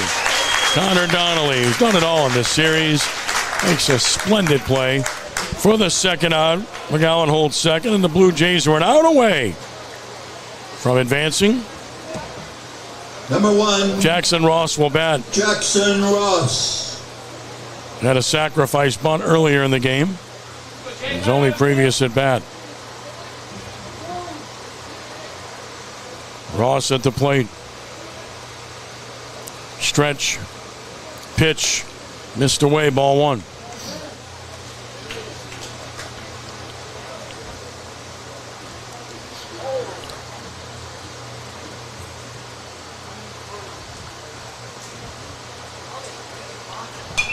Swing and a foul. Count is even at ball and a strike on Jackson Ross.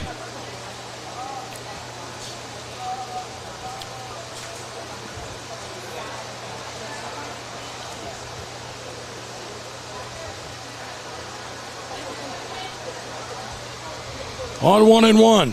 Here it comes. Ground ball, the short could end and have to come get it. Sirio does, and he boots it. Everybody safe. Second error for Jesuit. Had to come hard on that ball. Wasn't hit hard. And wasn't able to handle it to extend the game. Second error on the Blue Jays.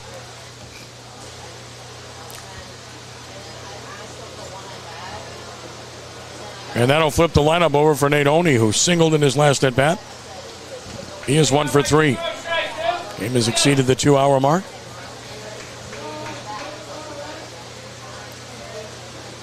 There you go. Let's look into the bullpen. Stretch and the pitch. Ground ball foul, first base side. It's 0-1. The batter is number 12, Nate Oney. You kind of get the idea this might be the last hitter for Morisi if he doesn't get him. Of course, if he gets him, it's academic.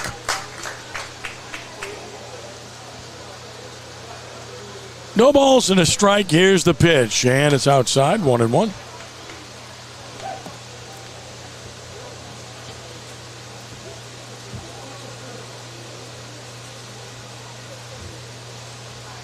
One ball, one strike. Here it comes. Swinging a foul back. Now the Blue Jays are a strike away from a win and advancing. It's 1-2.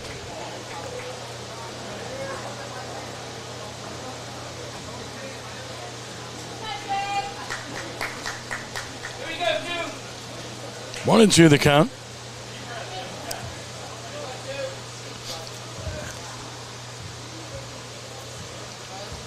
Check out the runners. Pitch on the way. Runner goes from first. He checked his swing. Did he go? They asked. He said no, and the runner takes second, and that's a stolen base, and could have been a swing. No call. Ross takes second. It's 2-2.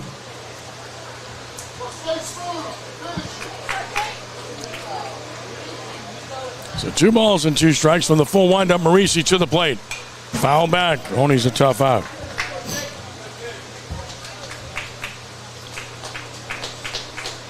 Play was suspended at the Zurich Classic, so that's pretty interesting. Weather on the West Bank.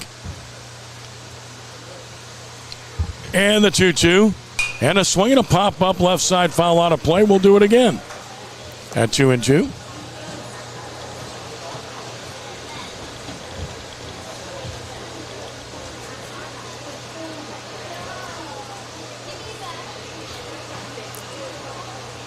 And the pitch up the middle of second. Second baseman has it. Throw to first, and the Blue Jays have defeated Alexandria by the score of 8-0 here this afternoon to finish this one off. Jake Marisi, a complete game shutout, allows 6 hits, and he struck out 5 in a terrific pitching performance. And what pitching by Jesuit in this series. They did not allow a run to the Trojans in 2 games. It's amazing, isn't it? I mean, 2 games played and no runs allowed. I don't care where you're at, who you're facing. That's pretty special, to say the least. And Jesuit did that job in splendid fashion here this afternoon to win this game by the score of 8-0 over the Trojans of Alexandria. Let's give you the totals of the ball game for Jesuit. It was 8 runs, 10 hits, 1 error, and 6 men left on base. And for Alexandria, it was no runs, 6 hits, no errors, and 6 men left on base. The winning pitcher was Jake Marisi. He improves to 5-2 with a complete game 6-hitter with no walks and 5 strikeouts. And the losing pitcher, the starter Nate Oney, 5 innings, 6 hits, 3 runs. He drops to 4-5. And Jack Lee finished up the final 2 innings. The game took 2 hours and 6 minutes to play. And the Blue Jays win it by the score of 8-0 here this afternoon over the Alexandria Trojans. We'll wait for Marty to get in position to be able to get some interviews here. We go over the rest of this game. It was scoreless into the top of the 3rd inning when Jesuit scored twice in the inning, and it came with 2 outs. With 2 outs, an RBI single by Harry Lesh made it 1-0. An RBI single by Ryan Saunders made it 2-0. Stayed that way until the 6th inning when the Blue Jays broke it open with 4 runs in the 6th inning. As the Blue Jays got run home on a sacrifice fly by Marshall Sirio to make it a 3-0 game, and then an inside the park 3-run home run by Jackson Dugan turned out to be the big blow. Broke the game open to make it a 6-0 contest. And then in the 7th inning, Jesuit added on for good measure. After walking a base hit, 2 on with 2 outs, Marshall Sirio delivered a 2-run single to provide the final margin of victory for Jesuit. They banged out 10 hits. They got a complete game, so 14 innings pitched here in this series in 2 games. And Jesuit wins it by the score of 8-0 after winning the opener by the score of 4-0. So great job by both. And we'll get Coach Kenny Goodlett to the plate with Marty Luquette. And once he's done that, we'll go down to Marty and be ready to get that accomplished. Coach Goodland yelling at his players too. So as Marty makes his way to the play, we'll get the camera fixed on him and we'll be ready to go. So let's head down to Marty Luquette with Coach Kenny Goodland. Marty? After an impressive shutout victory, 2 in a row. It was great. It's a good team too. Yes, yeah. Alexandria was a quality opponent and well coached. We had 2 outstanding games, I think, on the mound between Connor Donnelly and Jake Marisi. Whenever you can use 2 pitchers in the series, outstanding. Defense was very good today, in my opinion, and very good. We have been good, but the last 2 days, no errors. I don't think no errors. 2 shutout. Well. 2 shutout games in a row, outstanding pitching, and just playing hard behind the guys on the mound, filling up the zone. That's all we can ask. You know, the thing that stood out to me the most watching you all was how well you all hit the ball the other way and how well you hit with 2 strikes and 2 outs as well.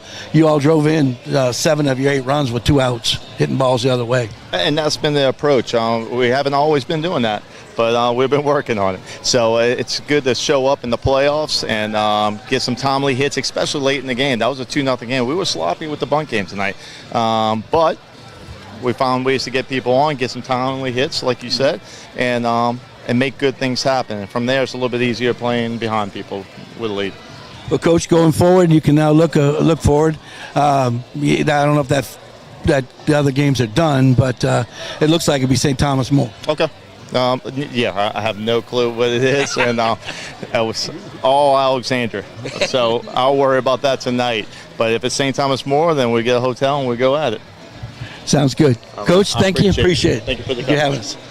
All right, Marty, we'll get our stars of the game. We're going to run them over there, too, to talk with him. And here comes the catcher, Jackson Dugan, to talk to Marty inside the park, 3-run home run. And then we'll get, of course, Jake Marisi as well. Doing? So here's Jackson Dugan with Marty Luquette. Go ahead, Marty. Jackson Dugan here. Big night tonight as he comes up with a couple of key hits. We gave you a home run after it bounced over his head. Your first of the year. You want to talk about your game? I felt like today we all came out ready to go, and everybody had a job, and we all competed together as a family to work towards it. So it's mainly just me doing my part and the rest of the guys doing their part as well. Well, you had a great game too.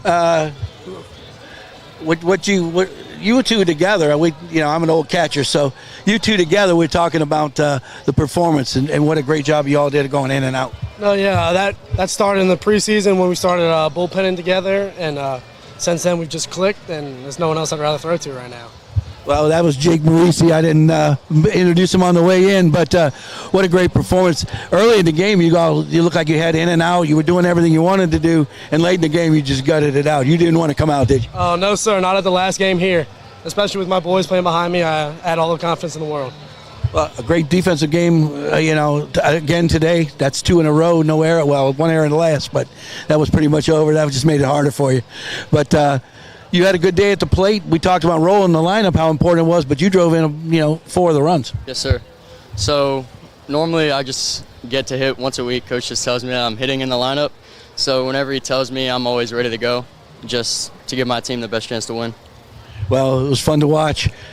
Anything you want to say as you go forward or talk about your teammates?